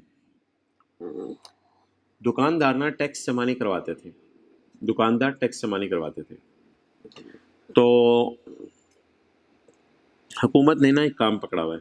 हुकूमत ने काम क्या पकड़ा हुआ है? हुकूमत ने ये काम पकड़ा हुआ है कि हुकूमत उनको कहती है बिजली के बिलों में डाल के टैक्स हुकूमत पकड़ लेती है। कैसे? जब दुकानदार जाता है ना मीटर लगवाने, तो हुकूमत उससे पूछती है कौन सा मीटर लगवाना है, तो वो ज़ाहिर बात है बाजार में उसकी दुकान होती है, वो कहते हैं कमर्शियल मीटर लगवाना है, यानी रेजिडेंशियल तो नहीं, कमर्शियल मीटर लगवाना है। अब जब हुकूमत कहती है यार तूने टैक्स टुक्स कोई नहीं देना, थोड़ा बहुत टैक्स ना बिजली के बिलों में डाल के वापडा को आंख मार के हुकूमत कहती है इससे ले लिया करो, और वो बिल के ऊपर नजर आ रहा होता है। तो अब फर्ज करो इसका बिजली का बिल इसने पे किया 2000, बिजली का बिल इसने पे किया 2000। इसमें ना असल में जो मीटर रीडिंग के मुताबिक बिल बनना था वो था इलेक्ट्रिसिटी एक्सपेंस, वो था 1800, और बाकी जो था ना वो टैक्स था। बाकी क्या था? टैक्स था। बाकी था टैक्स एक्सपेंस, यानी आपसे हुकूमत टैक्स ले रही है, एडवांस में टैक्स ले रही है। टैक्स एक्सपेंस फर्ज करो 200 रुपये है, तो 2000 की पेमेंट की आपने, उसमें से 1800 क्या है? खर्चा, और 200 रुपया क्या है? टैक्स। इसको कहते हैं बिजली के बिल में टैक्स डाल के भेजना। अब आपको बिजली का बिल आया, आपने कहा मैंने तो मीटर रीडिंग के मुताबिक 1800 का बिजली इस्तेमाल किया है, लेकिन बिल में लिखा हुआ है 2000, तो 200 का खर्चा आपको क्यों देना पड़ा है? हुकूमत को टैक्स देना पड़ा है। अच्छा, इस 200 को छोड़ो, मैं इस सवाल में ना ये 300 लेता हूँ, 3 लाख लिखा है ना, 3 लाख, तो मैं फिगर चेंज कर देता हूँ, मैं ऐसा कर देता हूँ, इसको 200 की जगह 300 कर देता हूँ ताकि ज़रा दिखने में भी अच्छा लगे। इसको फिर मैं 1700 कर देता हूँ। क्लियर? लेकिन मोहतरम याद रखना, खुदा के लिए मेरे से ये ना पूछना ये फिगर्स कहाँ से आई हैं। ये वाली फिगर मैंने एज्यूम की है और ये वाली फिगर भी मैंने एज्यूम की है। हाँ, ये फिगर जो 300 की है मैंने कहाँ से उठाई है मेरे चीते? क्वेश्चन से उठाई है। ये एंट्री ज़रा समझने के लिए लिख लो, ये एंट्री ज़रा समझने के लिए लिख लो। पॉइंट नंबर 1 2 3 4 4 चौथे बुलेट के साथ।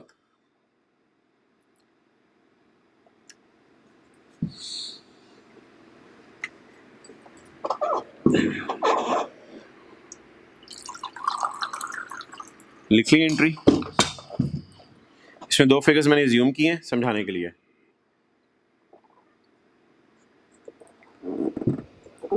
कॉन्सेप्ट बता दो क्या है। लोग टैक्स नहीं देते, तो हुकूमत ने काम पकड़ा हुआ है कि बिजली बिल में डाल के टैक्स भेज देती है। अब टैक्स की एंट्री क्या होनी चाहिए?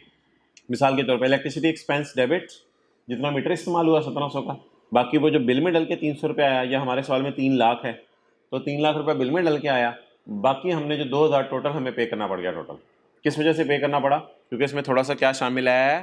टैक्स भी शामिल है। इधर आ जाओ। अब मोहतरम मुझे ये बताओ, ये जो टैक्स है, क्या ये टैक्स जो आपने एडवांस में जमा करवा दिया, एडवांस का मतलब है अभी साल एंड नहीं हुआ था, आपने बिजली के बिल में डाल के जमा करवा दिया, क्या ये जो टैक्स आपने जमा करवा दिया, क्या ये सेक्शन 21 के ए की रोशनी में खर्चा है? बिजनेस का खर्चा नहीं है टैक्स। हाँ, अगर आप टैक्स पे कर दें तो न्यूमेरिकल के एंड पे उतना आपको टैक्स हुकूमत छोड़ देगी जब आप टैक्स जमा कराने जाएंगे। ये बिजनेस का खर्चा नहीं है। लेकिन अनलकीली देखो इसने कहां डाल दिया है? तो ऑपरेटिंग एक्सपेंसेस में, बिजनेस के खर्चों में डाल दिया इसने। देखो मिसाल के तौर पे, इधर देखो, ये वाली मिसाल याद है अभी सुबह सुबह की है। फर्ज करो डोनेशन की जगह यहां मैं लिख दूं बोलो बोलो बोलो बोलो बोलो बोलो इनकम टैक्स, के बिजली के बिल में टैक्स डाल के आ गया इनकम टैक्स। अब बोलो क्या ये इनकम टैक्स बिजनेस का खर्चा है या बिजनेस का खर्चा नहीं है? 21 की रोशनी में बिजनेस का खर्चा नहीं है, इसलिए इसको क्या कर दूं मैं? ऐड कर दूं। इसकी जगह मैं क्या माइनस कर दूं? इसकी जगह मैं न्यूमेरिकल जब एंड हो रहा होगा तो मैं न्यूमेरिकल के एंड होने पे कहूंगा मेरे चीते, मेरे शहजादे, आपको हम इतना टैक्स छोड़ देते हैं क्योंकि आपने इतना टैक्स ऑलरेडी जमा करवा दिया है। क्लियर? तो ये उसी तरह है जिस तरह उस सिकंदर के सवाल में एडवांस इनकम टैक्स आ रहा था, बिल्कुल उसी तरह है। अच्छा जी, अब आप 3 लाख इधर इनकम का लफ्ज लिख लेना, टैक्स के साथ अगर नहीं लिखा होगा तो इनकम टैक्स होगा। अच्छा, 3 लाख पे उंगली रख के कहो ये बिजनेस का खर्चा है 21A की रोशनी में या खर्चा नहीं है? खर्चा नहीं है तो इसे क्या कर दें? नॉट अलाउड कर दें। खर्चा नहीं है तो इसे क्या कर दें? नॉट अलाउड कर दें। लेकिन मोहतरम न्यूमेरिकल के एंड पे मुझे याद करा देना इसे, इसलिए मैं इस बुलेट को जो है स्काई ब्लू करके जा रहा हूं, बुलेट को, क्योंकि इस बुलेट का एक और इम्पैक्ट है, कहीं पेपर में मुझे वो भूल ना जाए, वो न्यूमेरिकल के फेस पे मुझे याद कराना आप। इसको ना मैं रिक्लासिफिकेशन की एडजस्टमेंट कहता हूँ। रिक्लासीफाई यानी एक जगह से एडजस्ट करके दूसरी जगह डाल दिया, इसे ना हम रिक्लासिफिकेशन कहेंगे। जैसे मिसाल के तौर पे ये तो जो थी ज़कात, इसको रिक्लासीफाई कर दिया था ना आपने। रिक्लासीफाई क्या मतलब? पहले आपने इधर डाला 5 को क्योंकि बिजनेस का खर्चा नहीं था, फिर इधर आपने ऐड करके यहां लेस इसलिए कर दिया कि टोटल इनकम में से तो माइनस करने की इजाजत है ना ज़कात, क्योंकि डिडक्टेबल अलाउंस है, तो टोटल इनकम के तौर में से माइनस करने की इजाजत है, बिजनेस का खर्चा नहीं है। इसे रिक्लासीफाई करूंगा यानी एक जगह भी और फिर दूसरी जगह भी लेके जाना है। चलो जी, आप बताओ ये 3 लाख खर्चों में पड़ा है? बोलो, खर्चों में पड़ा है? क्या ये 3 लाख जो खर्चों में पड़ा है, क्या ये 3 लाख मेरा 21K का अलाउड खर्चा है, नॉट अलाउड खर्चा है? नॉट अलाउड खर्चा है, तो इसे फिलहाल क्या कर दें? ऐड कर दें। क्या? इनकम टैक्स कितना? 300, इसे ऐड कर दें।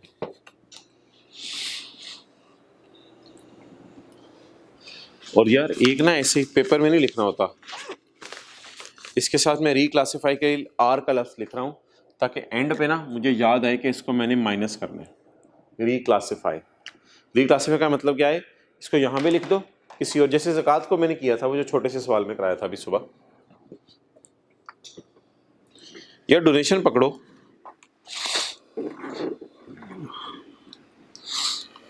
ये स्काई ब्लू नहीं उड़ना। अच्छा, खर्चों में डोनेशन पड़ी है पुअर फैमिलीज की, खर्चों में ज़कात पड़ी है अंडर ज़कात एंड, तो खर्चों में 2 चीज़ें पड़ी हैं, ज़रा मुझे बता दो। पुअर फैमिलीज को मैंने डोनेशन दे दी है और मैंने ज़कात दे दी है अंडर ज़कात एंड उशर ऑडिट। कोई रोशनी डालें मोहतरम, आप अपने हुनर की रोशनी डालें और मुझे बताएं, आपने अगर गरीब ख़ानदान को डोनेशन दे दी है तो सेक्शन 61 खोल के देख लो अगर टाइम है टैक्स क्रेडिट्स के चैप्टर का, पुअर फैमिलीज को डोनेशन देने पर टैक्स माफ़ नहीं होता। ये खर्चा क्या है? Not allowed. यार ये बिजनेस के खर्चों में डाल दिए बेचारे ने ये, और एक और चीज बिजनेस के खर्चों में डाली है माय डियर, ज़कात अपनी जो पे कर रहे हो उशर वाली वो बिजनेस के खर्चों में डाल दी है। तो ये यहां बिजनेस का खर्चा नहीं है ये, तो इसके साथ ना दोनों के साथ मैं लिख रहा हूं not allowed. Not allowed sir, ज़कात भी नॉट अलाउड है। और ठहर जा यार, ज़कात नॉट अलाउड, बिजनेस का खर्चा तो नॉट अलाउड ही है ना। ये देखो ना, जैसे ज़कात के साथ तो वही सलूक करेंगे जो मैंने रिवीजन करा दी थी सुबह सुबह आते ही। तो ज़कात बोलो तो बिजनेस का खर्चा है नहीं, donation to poor families business का खर्चा है नहीं।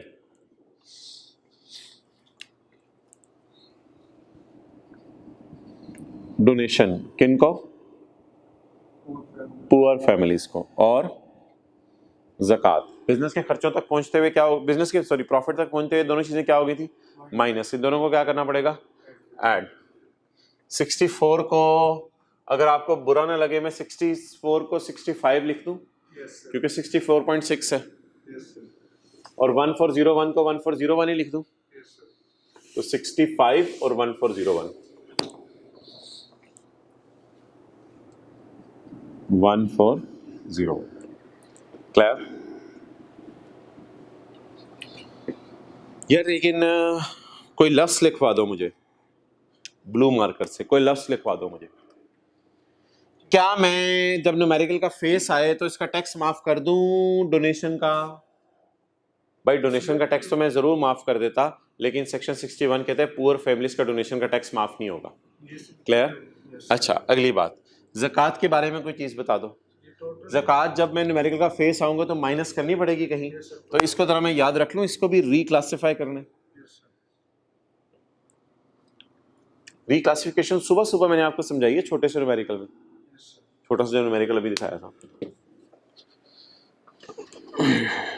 ओके चलें जी, इसको भी ना मैं स्काई ब्लू कर रहा हूं ताकि ये फिगर मुझे याद रहे। 1401 और 65 यही फिगर्स लिखी है ना मैंने, देख रहे हो वो बकर साथ साथ फिगर्स भी। अच्छा आगे चलो यार, पेनल्टी पे किया आपने कमिश्नर को रिटर्न लेट जमा करवाने में। 2020 की रिटर्न आपने लेट जमा करवाई है, 2021 में आप बैठे हैं, सारी बात है 21 में 20 की पिछले साल की रिटर्न जमा कराने की तरीके हम पढ़ेंगे। बहरहाल छोड़ो, पेनल्टी किसको पे किया आपने? कमिश्नर को। अच्छा ये ज़कात और पुअर फैमिलीज की ना ज़रा डिस्कशन दोबारा देख लो, पिछले पेज 199 पे। ज़कात अगर गलती से खर्चों में चली जाए, जैसे कि हमारे सवाल में चली गई थी, तो अभी मैंने ऐड कर दिया इसको न्यूमेरिकल में, टोटल इनकम में से मुझे याद कराना, मैं माइनस कर दूंगा। अगर डोनेशन टू पुअर फैमिलीज या बैगर्स गलती से बिजनेस के खर्चों में चली जाए तो ये बिजनेस का खर्चा नहीं है, ऐड करते हैं, लेकिन और कुछ नहीं करना, रिक्लासिफाई करने की जरूरत नहीं है, इस पे कोई टैक्स वगैरह माफ नहीं करना। अच्छा जी, ये तो नॉट अलाउड खर्चा है यार, 25,000 ये फाइन गवर्नमेंट को पे किया ना, फाइन टू गवर्नमेंट कमिश्नर कितना? 25। नेक्स्ट जी यार, एंटरटेनमेंट है 1,28,000 की, फॉरेन कस्टमर्स के आने पे हमने की है। फॉरेन कस्टमर्स के आने पे मोहतरम वो जो लिस्ट थी ना एंटरटेनमेंट वाली, वो जो एंटरटेनमेंट की लिस्ट थी वो नॉट अलाउड वाली लिस्ट नहीं थी। वो एंटरटेनमेंट की लिस्ट जो पेज 129 पे अवेलेबल थी वो एंटरटेनमेंट अलाउड वाली लिस्ट थी। तो ये देखो, एंटरटेनमेंट बिजनेस का नॉर्मल खर्चा है कस्टमर्स का, और ये किधर है फॉरेन कस्टमर्स? ये नॉर्मल खर्चे। तो ये खर्च, ओहो एंटरटेनमेंट इसने खर्चों में डाल दी, एंटरटेनमेंट इसने खर्चों में डाल दी। खैर है या गड़बड़ है? खैर है, जेन्युइन खर्चा है, जाली खर्चा है? जेन्युइन खर्चा है। तो खर्चों में अगर एंटरटेनमेंट पड़ी हुई है तो बहुत अच्छी बात है, प्रॉफिट तक पहुंचते माइनस हो गई है तो टैक्स वाले कहेंगे अच्छी बात है आपने माइनस कर ली है, कोई मसला नहीं। तो इसलिए ये क्या चीज है जी, क्या नाम है इसका? एंटरटेनमेंट। तो ये बिजनेस का एक नॉर्मल सा अलाउड खर्चा है, सिग्नो।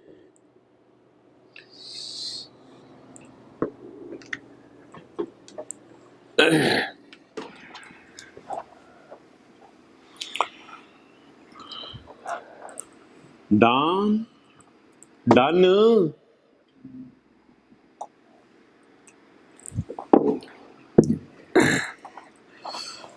आगे चले, एक छोटी सी मैं आपको एग्जांपल कराता हूं। आज तो मजे मजे से पढ़ सकते हैं ना, तो टाइम की कैद भी नहीं है।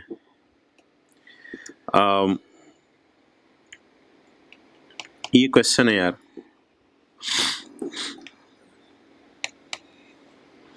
बिजनेस की सेल आ रही है 10 रुपए, बिजनेस के खर्चे कोई आ रहे हैं, बिजनेस के खर्चे 3 रुपए, और ये जो अकाउंटिंग वाले हैं ना ये शेयर्स बेचने को कहते हैं गेन ऑन शेयर्स, और कोई गेन आया है ऑन शेयर्स सोल्ड, शेयर्स बेचने पे गेन आया है। मिसाल के तौर पे मैं कहता हूँ 2 रुपए, तो बता दो 10 जमा 2 12, 12 माइनस 3 9। अकाउंटिंग के सर ने क्या करवाया आपको?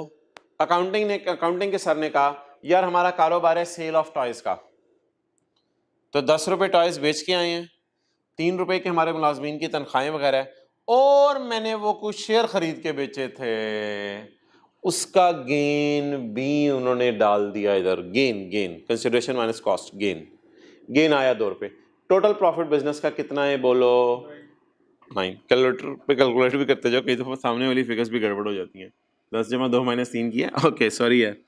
चलो अब यार ये मुझे बताओ, ये जो 2 रुपए का इनकम है, क्या ये बिजनेस इनकम है? क्या मैं न्यूमेरिकल में कह दूं मेरी बिजनेस इनकम 9 है? नहीं नहीं नहीं नहीं नहीं नहीं। न्यूमेरिकल में पहले मैं क्या करूंगा? वर्किंग करूंगा। वर्किंग क्या करूंगा? वर्किंग करूंगा, मैं हेडिंग दूंगा my income from business. Income from business में मैं क्या लिखूंगा? मेरा नेट प्रॉफिट कितना है? 9। प्रॉफिट तक आते आते ज़कात माइनस हुई है, डोनेशन माइनस हुई है, या प्रॉफिट तक आते आते कैपिटल गेन ऐड हो गई है? यार ऐड हुई हुई चीजों को कैसे उल्टा सकते हैं? किसी याद है ऐड हुई हुई चीजों को कैसे उल्टा सकते हैं? अभी मेरा मसला सिर्फ इस 2 में है, ये मसला मेरा 2 में है सिर्फ। इसको लेस कर दे। इस 9 को जब मैंने यहां से लेस कर दिया, क्योंकि ये मेरी इनकम बिजनेस के चैप्टर की नहीं है और मैंने हेडिंग दे दी है बिजनेस इनकम, तो कैपिटल गेन इनकम को निकालना पड़ेगा बाहर। बोलो जी 9 माइनस 2 क्या जवाब आ गया? This 7 is my income from business. Clear? अब मैं न्यूमेरिकल के फेस पे आ जाऊं। न्यूमेरिकल के फेस पे मैं क्या लिखूंगा? बताओ ना यार। इनकम फ्रॉम बिजनेस वर्किंग से कितनी आ गई? 7। Income from capital gain 2। Total income या टैक्सेबल इनकम 9। ज़कात वगैरह है नहीं, ये मेरी टैक्सेबल इनकम आ गई। सर आपने इतना औखा काम क्यों किया है? सर ये वाले 9 रुपए उधर से डाके इधर लिख देते। और भाई ऐसे नहीं होता ना। आपने देखा है कैसे, इधर देख, ओए होए, कैसे अकाउंटिंग वालों के P&L को हमने बदला है टैक्स कैलकुलेशन के अंदर। मजा आया इस सवाल का भी? ऊपर वाले छोटे सा सवाल एक ज़कात वाला किया था सुबह सुबह आते ही, उस जैसे ही नहीं फील हो रहा आपको? ये उस जैसे छोटा सा सवाल है। उधर क्या था? ज़कात बिजनेस का खर्चा नहीं था और डोनेशन भी बिजनेस का खर्चा नहीं था, तो उन दोनों को हमने उल्टाया, ऐड किया और रेलेवेंट जगहों पे माइनस कर दिया। ये भी मुझे रिक्लासिफिकेशन लग रही है। क्या? पहले मैंने क्वेश्चन से पकड़ा 2 को और कहा 9 रुपए में कैपिटल गेन इनकम पड़ी 9 रुपए में कैपिटल गेन इनकम पड़ी है। निकलो बिजनेस इनकम कितनी बच गई? 7। लेकिन यार न्यूमेरिकल के फेस पे कैपिटल गेन इनकम तो आनी चाहिए ना। आज आके उसी 9 पे खड़े हैं, लेकिन बेटर प्रेजेंटेशन के जरिए। इसको क्या नोट करना है आपने? करना है तो पॉज करके नोट कर ले, मैंने तो बस समझाना था, मेरे ख्याल से बात समझ आ गई होगी। इस एडजस्टमेंट को अब मैं करने लगा हूं।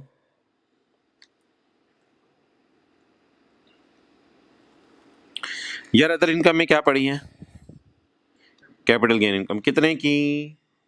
12 लाख की, from sale of shares of private company. Capital gain income में 12 लाख की इनकम पड़ी है from sale of shares of private limited company.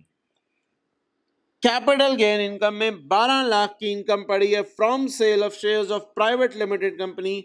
The shares were acquired on यकम अगस्त 16। शेयर्स कब खरीदे? यकम अगस्त 16 को। क्लियर?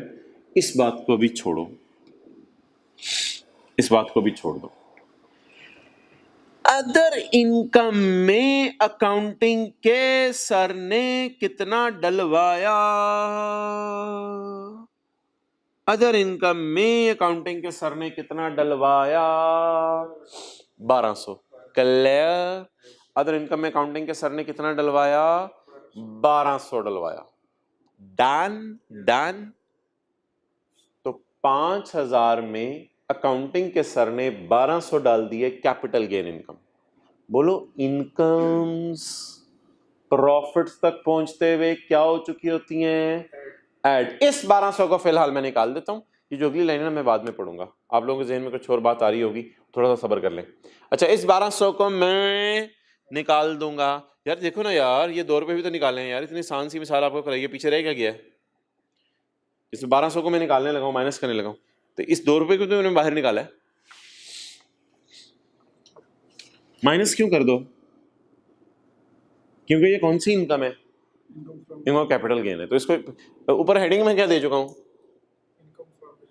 और प्रॉफिट्स में पड़ी हुई है ये। सर आपको कैसे पता चला प्रॉफिट्स में पड़ी हुई है? और चाचे मुझे इल्हाम नहीं होना था प्रॉफिट्स में पड़ी हुई है, सवाल में लिखा हुआ है अदर इनकम में पड़ी हुई है, तो इसका मतलब है प्रॉफिट्स में पड़ी हुई है। कितनी? 1200। अच्छा मुझे ये बता दो यार कि ये मुझे ना याद करवा देना, इसे रिक्लासिफाई भी करना है, और बोलना यार इसको रिक्लासिफाई भी करना है,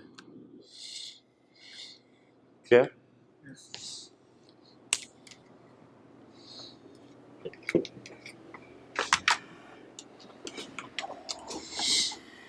चलें जी आगे।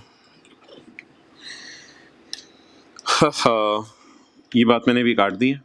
अच्छा, रिक्लासिफाई करने वाली ये 3 चीजें हो गई हैं हमारी अभी तक। रिक्लासिफाई सुबह सुबह छोटे छोटे न्यूमेरिकल्स में समझा रहा हूँ, अभी से 2 छोटे छोटे न्यूमेरिकल हमारे हो गए, उसमें रिक्लासिफिकेशन समझा रहा हूँ। ये ना कहना मुश्किल कॉन्सेप्ट है, बहुत आसान कॉन्सेप्ट है। Lease rental paid during the year are 270। Lease rental कितने हैं जी? 270। इनका तो हमें इंतजार था। लीज रेंटल है जी 270। आगे यार, इस साल एक वेयर हाउस आपने कंस्ट्रक्ट किया है। अबे बोल तो, इस साल आपने वेयर हाउस कंस्ट्रक्ट किया है फॉर स्टोरेज ऑफ गुड्स। यार वेयर हाउस क्या होता है? गोदाम होता है। इसको छोड़ो, बिल्डिंग के लिए 10, कंप्यूटर के लिए 30, बाकी सबके लिए 15%। वेयर हाउस को कहां डालूं? बिल्डिंग। गुड, अच्छी थॉट आपकी गई है, शुक्र है प्लांट नहीं कह दिया आपने। वेयर हाउस बिल्डिंग होती है। Clear? During the year, a warehouse, a building was constructed for storage of goods at a cost of 4,888,000। ये ड्यूरिंग द ईयर है, हमारा साल कौन सा है रिक्वायरमेंट का? 30 जून 21। 30 जून का 21 का साल खत्म कब, शुरू कब होता है? 1 जुलाई 20। तो अगर 1 जुलाई 20 को ये साल शुरू हुआ है, तो इसका मतलब है 1 जुलाई 20 के बाद ही कंस्ट्रक्शन शुरू की है ना, ड्यूरिंग द ईयर। तो बताओ ये नए लॉ वाली बिल्डिंग है पुराने लॉ वाली? नए लॉ वाली। तो खरीदने के साल में 50% फैक्टर लगाएगा नहीं लगाएगा? लगाएगा। अपना काम करो, हमें टाइम लगेगा। During the year, a building was constructed for storage of goods at a cost of 4,888. No accounting deduction has been recorded on it. Accounting वाले इस पर डेप्शन रिकॉर्ड करना भूल गए। शुक्र है, अगर रिकॉर्ड कर दी होती तो हम अकाउंटिंग डेप्शन उल्टाते, हम अकाउंटिंग डेप्शन उल्टाते। और मेरे भाई, ये जो अकाउंटिंग डेप्शंस वगैरह दी हुई है ना, इसमें इसकी वेयर हाउस की डेप्शन नहीं है, वेयर हाउस की डेप्शन नहीं है। वेयर हाउस को डेप्रिशिएट करना अकाउंटिंग वाले भूल गए, शुक्र है भूल गए। अगर अकाउंटिंग वाले वेयर हाउस को डेप्रिशिएट कर देते तो हमें ये वाली अकाउंटिंग डेप्शन उल्टानी पड़ती। अच्छा यार, खुदा के लिए ये ना पूछना कि सर मुझे तो ये लग रहा है पूरी कॉस्ट को वेयर हाउस की खर्चों में डाल दिया है। ऐसा कहीं नहीं है, पूरी कॉस्ट को खर्चों में डाला है, ये तो लिखा ही नहीं हो ना सवाल में, ये तो बोंगी है। वो तो पॉइंट 2 पढ़ो ना, उधर लिखा हुआ था खर्चे इंक्लूड लाइसेंस की कॉस्ट, उधर तो लिखा हुआ था। यहाँ ये लिखा हुआ है other expenses include warehouse, लिखा हुआ है। नहीं नहीं, वेयर हाउस खुद 4,888 का, ऐसी तरह तंग करने के लिए कह रहा हूं। वेयर हाउस 4,888 का है, तो 4,888 को आपने कहां से अदर खर्चों में डालना था इतनी? बहरहाल सवाल में कोई लिखा हुआ है other expenses include cost of warehouse. नहीं नहीं नहीं, अकाउंटेंट ने कोई ब्लंडर नहीं मारा। एक छोटा सा ब्लंडर अकाउंटेंट से बच गया है। क्या वजह है अकाउंटेंट से ब्लंडर? कि अकाउंटेंट ने वेयर हाउस की अकाउंटिंग डेप्शन रिकॉर्ड नहीं की, कर देनी चाहिए थी उसे। और चलो कोई मसला नहीं, अब जरा थोड़ा सा जहन में लाओ 0.5 की एडजस्टमेंट को। अगर अकाउंटेंट ने इसकी अकाउंटिंग डेप्शन रिकॉर्ड की होती तो हम अकाउंटिंग डेप्शन उल्टाते। वो उल्टाने की जरूरत नहीं है क्योंकि उसने रिकॉर्ड नहीं की। ये समझने के लिए मैं लिख दूं 0, अकाउंटिंग डेप्शन 0 उल्टा दूं, तो उसके बिल मुकाबिल टैक्स वाला डेप्शन तो रिकॉर्ड करनी पड़ेगी ना। अकाउंटेंट ने अकाउंटिंग डेप्शन तो रिकॉर्ड नहीं की, लेकिन हमने तो अपना काम करना है ना। तो ऐसे ही आपके समझने के लिए आपके समझने के लिए। मैं अकाउंटिंग डेप्रिसिएशन वेयर हाउस की जीरो लिख रहा हूँ आपके समझने के लिए, ताकि आपको ये लगे कि जैसे मैं अकाउंटिंग डेप्रिसिएशन उल्टा रहा हूँ। लेकिन अकाउंटिंग डेप्रिसिएशन मैं क्यों ना उल्टाऊं, इसलिए नहीं उल्टानी सर कि अकाउंटेंट ने अकाउंटिंग डेप्रिसिएशन रिकॉर्ड ही नहीं की।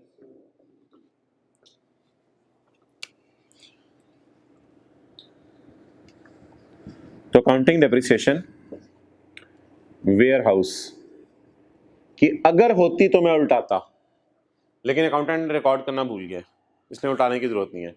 अच्छा, माइनस क्या करूं फिर? टैक्स वालों की वेयर हाउस की डेप्रिसिएशन। ठीक है जी, तो टैक्स डेप्रिसिएशन पहले वेयर हाउस की कर लेते हैं। वेयर हाउस, अच्छा बिल्डिंग क्या है, एलिजिबल डेप्रिसिएबल एसेट है या नॉट एलिजिबल? बिल्डिंग तो eligible depreciable asset, building vehicle ये तो एलिजिबल डेप्रिसिएबल एसेट नहीं है, तो इस पे इनिशियल अलाउंस तो कैलकुलेट नहीं होना। अब रेट क्या है, बिल्डिंग के लिए 10, कंप्यूटर के लिए 30, बाकी सबके लिए 15%। तो बिल्डिंग के लिए रेट क्या यूज होगा? 10%। और खरीदने के साल में 50% का फैक्टर क्यों लगाएंगे?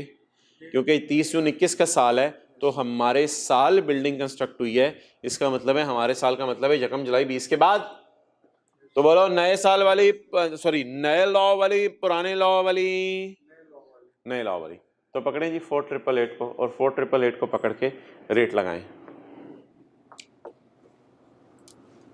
Tax depreciation warehouse 4888 building के लिए 10% मल्टीप्लाइड बाय 50%।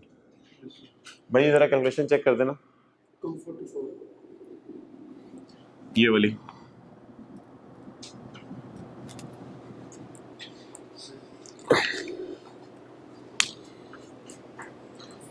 बताओ, यही आ रही है?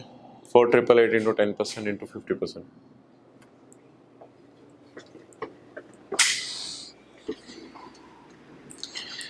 चलें जी आगे आ जाए, ठीक है ओवर। आगे बढ़े जी। टैक्स वालों की डेप्रिसिएशन फॉर 2021, बस छोड़ो अब अपना काम करो। जब मैं टैक्स वालों की depreciation for 2021 without considering the effect of para 5, tax वालों की डेप्रिसिएशन वेयर हाउस के अलावा वाले एसेट्स की अमाउंटेड टू 1560,000। अब आप जो मुझे ये बता दो कि ऑर्गेनाइजेशन में सिर्फ वेयर हाउस ही होगा, ये ऑर्गेनाइजेशन के अंदर हजारों एसेट्स होते हैं, हजारों एसेट्स होते हैं। अगर आप ऑर्गेनाइजेशन को इस तरह सोचो कि ये इसका वेयर हाउस है जो इस साल नया बनाया है, और ये इसका कोई एडमिन ऑफिस है, ये इसका एडमिन ऑफिस है, यहाँ पे पंखे लगे हुए हैं, यहाँ पे चेयर्स पड़ी हुई हैं, यहाँ पे एसी लगा हुआ है, यहाँ पे एडमिन ऑफिस में गाड़ियां खड़ी हुई हैं, तो ये भी तो बिजनेस है ना यार। तो मोहतरम अब अगर मैं विजुअलाइज करूं, ये जो वेयर हाउस था ना, इस पे अकाउंटेंट ने डेप्रिसिएशन रिकॉर्ड नहीं की थी, वो हमें उल्टानी नहीं पड़ी, लेकिन वेयर हाउस की टैक्स डेप्रिसिएशन हम डालेंगे कैलकुलेशन में, रिकॉर्ड करेंगे, माइनस करेंगे। तो अकाउंटिंग डेप्रिसिएशन वेयर हाउस की उल्टा के 0 रुपए वेयर हाउस की, वो मैंने माइनस कर दी आपके सामने टैक्स वालों के डेप्रिसिएशन, अकाउंटिंग उल्टा के टैक्स वालों की माइनस कर दी। अब बात करो एडमिन ऑफिस की।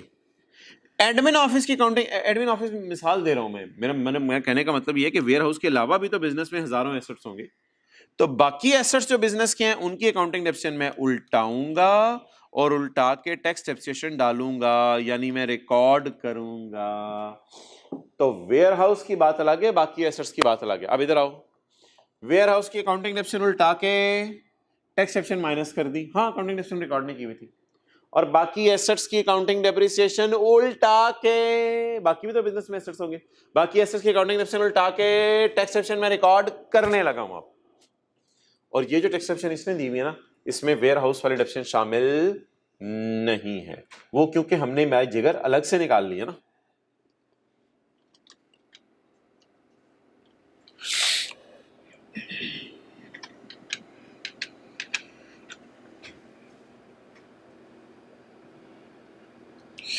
चलो जी, टैक्स डेप्रिसिएशन बताओ 2021 की वेयर हाउस के अलावा, इसे क्या हो गया?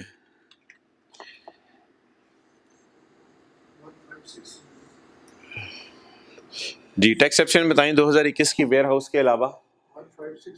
1560 tax depreciation, other assets of business. कौन से अदर एसेट्स? बोलो बोलो। Other than warehouse. कितना आ गया?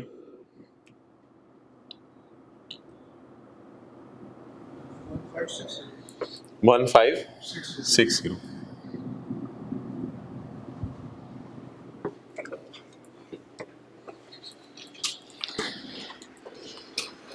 आ जाओ इधर।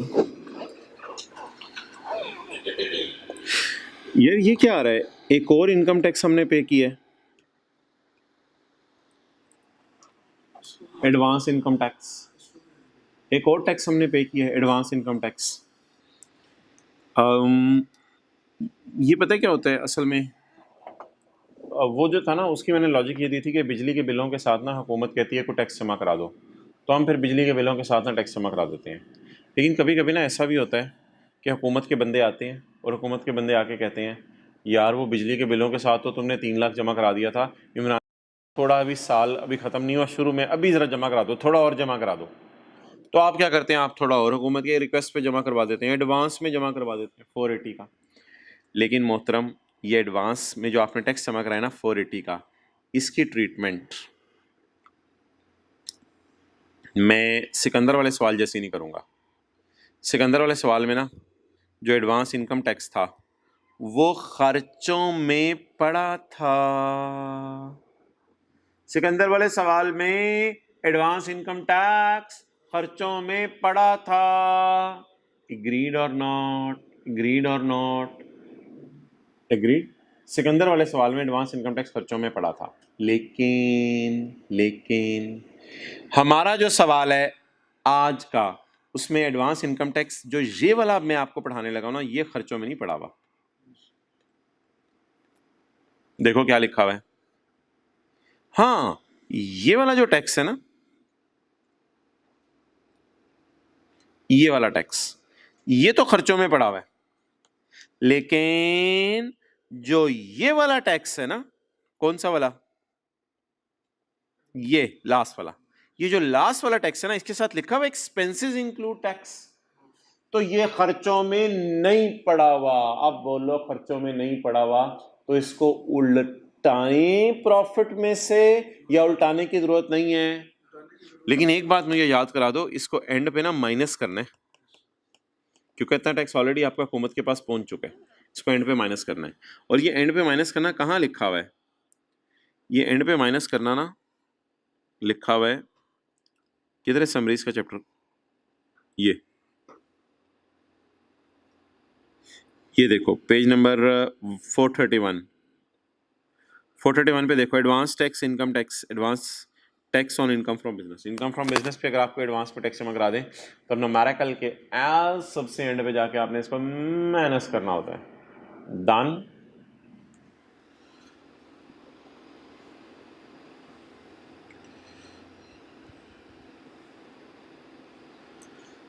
क्लियर? चलें आगे। अच्छा अब यार आप मुझे बता दो, यहाँ तक सारी इंफॉर्मेशन हमने पढ़ ली, अब इसकी इनकम्स वगैरह निकालते हैं और आगे मूव करते हैं। 480 का था एडवांस इनकम टैक्सेस का, ये इंशाल्लाह न्यूमेरिकल के एंड पे हम लेस कर देंगे। और देखो पेज 199 पे क्या लिखा हुआ है, एडवांस इनकम टैक्स अगर गलती से खर्चों में पड़ा हो तो पहले आपने न्यूमेरिकल में ऐड करना है और एंड पे रिक्लासिफाई करके लेस करना है। लेकिन ये वाला मेरा जो एडवांस इनकम टैक्स है सवाल में आज 480 वाला, ये तो लिखा ही नहीं हुआ सवाल में खर्चों में पड़ा है, इसलिए मैं इसको सिर्फ लेस कर दूंगा। वैसे बताओ प्रॉफिट तक पहुंचते हुए क्या ये खर्चा माइनस हो गया? नहीं माइनस हुआ, अगर हुआ होता तो बताता। और ये वाला जो इनकम टैक्स एडवांस में, ये खर्चों में माइनस हो चुका है, इसलिए इसे मैंने ऐड किया और एंड पे इसको लेस भी करूंगा। तो मोहतरम अब हमारी ना, जब मैं न्यूमेरिकल का फेस आऊँगा तो उससे 4 चीज़ें रह गई हैं। न्यूमेरिकल के एंड पे कहीं ये 3 लाख माइनस करना है, और इसकी ज़कात माइनस करनी है न्यूमेरिकल में, और अदर इनकम में मैंने कैपिटल गेन इनकम निकालनी है, और ये जो एंड पे माइनस करना है। ये 3-4 चीज़ें न्यूमेरिकल के फेस पे रह गई हैं, तो चलो न्यूमेरिकल का फेस ख़त्म करें।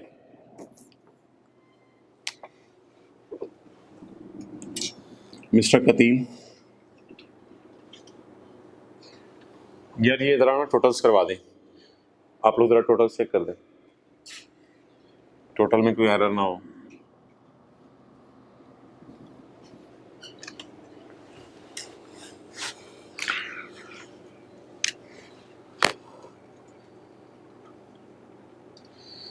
Mr. Katil, income and tax thereon.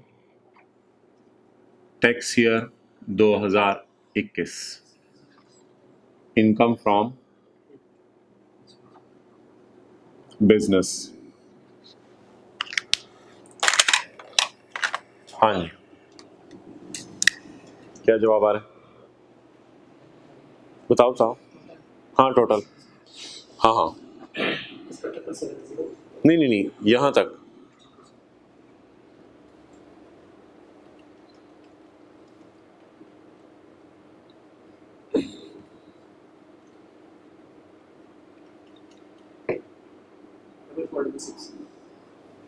Double for double six, हाथ खड़े कर दें, double for double six.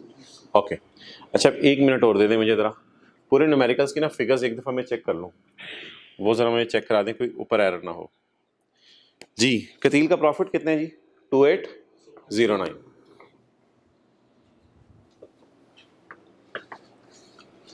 Interest on lease machinery कितने हैं जी? 36। इसको ऐड करना है। ये जो फाइन आपने कस्टमर को पे किया है इसकी टेंशन नहीं लेनी, अकाउंटिंग डेप्रिसिएशन आपने ऐड कर देनी है 2499। इसके बाद आगे चलें जी, 450 आपने जो लाइसेंस की कॉस्ट है, लाइसेंस की कॉस्ट एसेट्स होती है, ये एक्सपेंस नहीं होती, तो 450 को ऐड कर दें और 450 को जरा डिवाइड करो 15 से, 30 आ गया, ये 30 माइनस कर दें। नेक्स्ट, इसकी भी रिक्लासिफिकेशन थी लेकिन साथ ही कर दी थी मैंने, ऐड करके साथ ही लेस कर दिया। अच्छा, व्हीकल टैक्स बिजनेस का नॉर्मल खर्चा अलाउड है। ये के इलेक्ट्रिक को जो आपने ट्रांसफार्मर के पैसे दिए हैं, सिक्योरिटी डिपॉजिट, और जो एडवांस में टैक्स जमा करवाया है, और जो कैश डोनेशन है, और जो ज़कात है, ये चारों बिजनेस के खर्चे नहीं हैं। 185, 365 और 1401, ये चारों बिजनेस के खर्चे नहीं हैं। इसके बाद आपने गवर्नमेंट को फाइन पे किया है, ये भी बिजनेस का खर्चा नहीं है, ये 25 आ गया। आगे चलें जी, कैपिटल गेन इनकम को यहां से बाहर निकाल देने, -1200 करके रेंटल को माइनस कर देने। कैपिटल गेन इनकम को बाहर निकाल दिया, ये 1200, और रेंटल को माइनस कर दिया, और in the end warehouse की कॉस्ट पकड़ी, और कॉस्ट पकड़ के उस पर 10% बिल्डिंग का रेट लगाया, फिर 50% का फैक्टर लगाया, मेरे ख्याल से 244 ही आ रहा था, 244 आ गया, और in the and tax depreciation आपकी आ रही है 1560। चले जी, ओवर चले करो आप लोग। इनकम फ्रॉम बिजनेस बताओ यार आप। Double four 6। ये बताओ रुपीज इन 1000। यार अब एक बात करूंगा मैं आपसे, उसको बड़ा गौर से सुनना है आपने।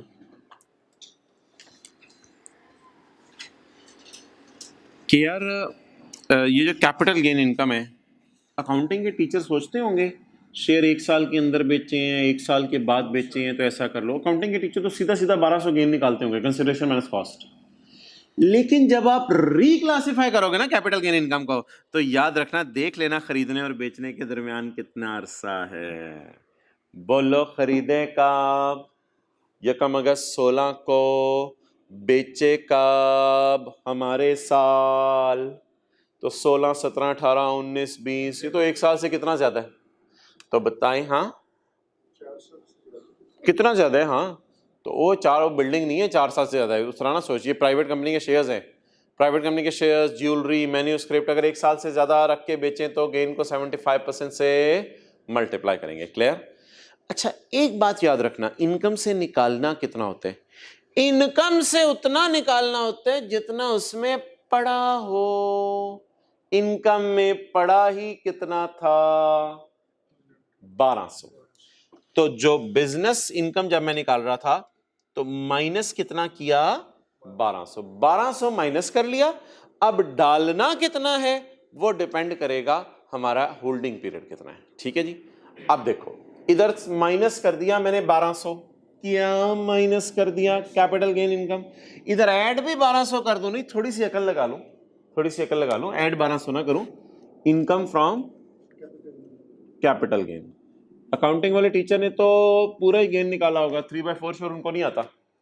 तो जितना, एक बात बस सुन लो, जितना इंक्लूड हुआ करेगा ना उतना आपने निकाल दिया करने। लेकिन जब रिक्लासिफाई करने की बारी आएगी तो जरा याद रखना है आपने कि रिक्लासिफाई करते हुए कैपिटल गेन इनकम उतनी डालना जो लॉ के रूल है। रिक्लासिफाई करते हुए लॉ के रूल को ध्यान में रखो। आप बताओ लॉ का रूल क्या है? लॉ का रूल ये है कि कैपिटल गेन इनकम अगर प्राइवेट कंपनी के शेयर से आ रही है तो होल्डिंग पीरियड 1 साल से ज्यादा है तो गेन को 75% से मल्टीप्लाई करेंगे। तो बोलो गेन कितना है? 1200। इसको मल्टीप्लाई करो 75% से, कितना आ गया? 900। क्लियर? चलो जी टोटल इनकम बताओ।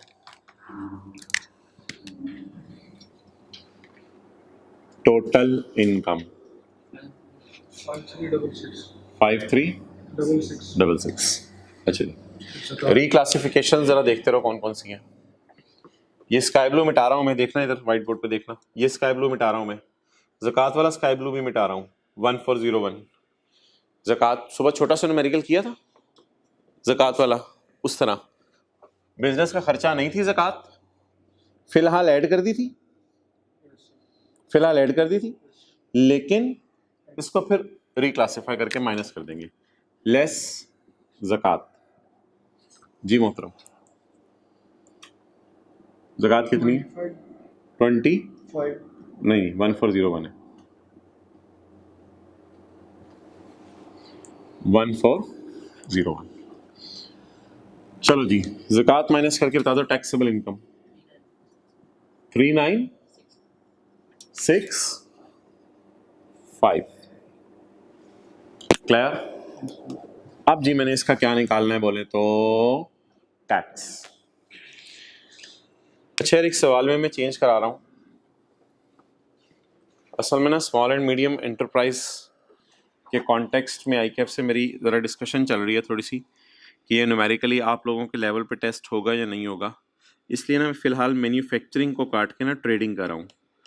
और कल परसों की क्लास में मैं इंशाल्लाह इसको डिस्कस भी दोबारा कर लूँगा जहन में रहा, वरना आइंदा इंशाल्लाह आईकैप से एक दफ़ा कम्युनिकेशन फाइनल हो जाए तो फिर मैं आपसे डिस्कस कर लूँगा। तो इसलिए फ़िलहाल इसको ना ट्रेडिंग कर दें मैन्युफैक्चरिंग की जगह। सर क्यों करवा रहे हैं, क्या हो रहा है भाई, किसी दिन बात कर लेंगे इस पर, छोड़ें अभी, ताकि एसएमई होती है मैन्युफैक्चरर, ताकि आपका एसएमई की तरफ जहन ना जाए, जो छोड़ो ट्रेडिंग। मैं बार बार कह रहा हूँ पेज 1200 के टॉप पे मैंने ट्रेडिंग करवा दिया है, मैं बार बार कह रहा हूँ मैन्युफैक्चरिंग काट के ट्रेडिंग करवा दिया है। ओके अब मोहतरम मुझे ये बताओ, ये ना पढ़ो इग्नोर मिनिमम टैक्स, ये सेक्शन 113 भी हमने पढ़ा ही नहीं बिजनेस के चैप्टर में, तो इग्नोर करना है तो फिर हमें तो पता ही नहीं है क्या इग्नोर किसे करना है। और शो ऑल रेलिवेंट एक्सक्लूजन्स, सारी एक्सक्लूजन्स को दिखाओ, जिन जिन चीजों को हमने एक्सक्लूड किया है उनको भी जीरो डाल के हमने शो किया है। अच्छा चलो यार मैं बात कहीं और कर रहा था, टैक्स मैंने निकालना है चैप्टर 4 पे 3965,000। तो निकलवाओ यार 3965,000 पे टैक्स, बस 1-2 मिनट में फिर क्लास खत्म करें। 3965,000 ये टेबल 1 लगेगा, खाली बिजनेस इनकम कमा रहा है। 3965,000 निकालो यार। ओ भाई सारे इधर देखो, 3965,000 ये लगेगा ना सीरियल 6, 3965,000 तो 3,07,000 जमा 25% ऑफ अमाउंट एक्सीडिंग 3 मिलियन, 3,70,000 जमा बोलो 25% of amount exceeding 3 million. Okay कितनी बढ़ रही है जी 3 मिलियन से? 9,65,000। ग्रैंड टोटल बता दें जी। 6,112 6,112 आ रहा है आगे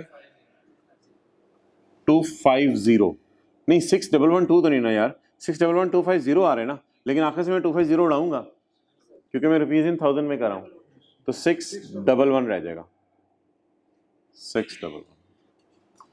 चलें जी नोट। रीचेक तो नहीं करने की जरूरत? कंफर्म है? कंफर्म है, रीचेक तो नहीं करेंगे? ओके अच्छा जी, एक रिक्लासिफिकेशन हो रहेगी। अच्छा ये न्यूमेरिकल का जरा फॉर्मेट देख लो इधर, कौन सा चैप्टर है? 20 है ना, समरीज। न्यूमेरिकल का फॉर्मेट देख लो। सैलरी आ गई? नहीं है, नहीं। बिजनेस आ गया? जी है। कैपिटल गेन इनकम आ गया? जी है। अदर सोर्स नहीं है, प्रॉपर्टी नहीं है। टोटल इनकम आ गई? जी आ गई। सिक्योरिटीज नहीं है, इमूवेबल प्रॉपर्टी नहीं है। ज़कात आ गई? जी आ गई। टैक्सेबल इनकम एंड एनटीआर आ गई? जी आ गई। फॉरेन टैक्स रेट नहीं है। 61 to 63 का टैक्स रेट नहीं है। टैक्स ऑन सिक्योरिटीज नहीं है। डिस्पोजल इमूवेबल प्रॉपर्टी नहीं है। डिविडेंड इनकम नहीं है। डिविडेंड इनकम माइनस करना नहीं है। एंड पे रहेगा advance tax paid on income from business. अच्छा कितने मौकों पे वैसे हमने एडवांस टैक्स पे किया? 2 मौकों पे। एक आपको याद होगा वो रिक्लासिफाई करने वाला था, और एक ये बिजली के बिलों वाला था, ये 3 लाख वाला, और एक एंड पे ये जो 480 है, ये दोनों आप माइनस करेंगे। Less advance income tax. इतना मैंने एडवांस में जमा करवा दिया है, वो मुझे माइनस करने दो। कितना? 300 ये वाला, ये यहां ऐड किया था, यहां लाके माइनस कर दो। ऐड करने की क्या वजह थी? बिजनेस का खर्चा नहीं था, खर्चा नहीं था इसलिए उसको ऐड कर दिया था, और जो जगह इसकी बन रही है वहां लाके इसको माइनस कर दिया। जमा 480 जी 780। जवाब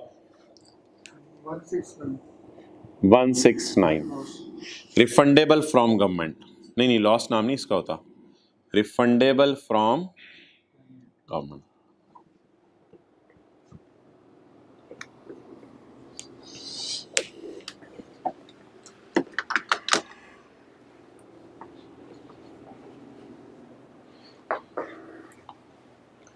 ये टैक्स आप हुकूमत से वापस ले लेंगे।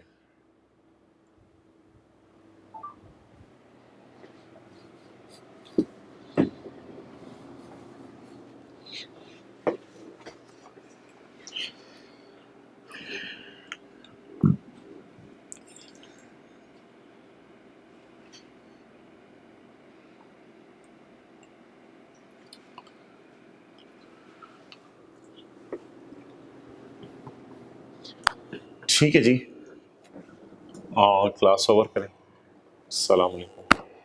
अच्छा 1 मिनट, मेरी कोशिश होगी कि ये जो अगला लेक्चर है ना, मैं मंडे को सुबह सुबह अवेलेबल कर दूं, और क्या कहते हैं, शायद आज डबल रिकॉर्डिंग करवा के आज रात को भी शायद मंडे वाला अवेलेबल कर दूं, लेकिन अपलोड होने के ना थोड़ी देर बाद देखा करें, 2-3 घंटे बाद वो यूट्यूब के प्रोसेस से गुजर के 720 पिक्सल पे आता है, तो इसलिए दूसरा लेक्चर हो सकता है जल्दी अपलोड हो जाए।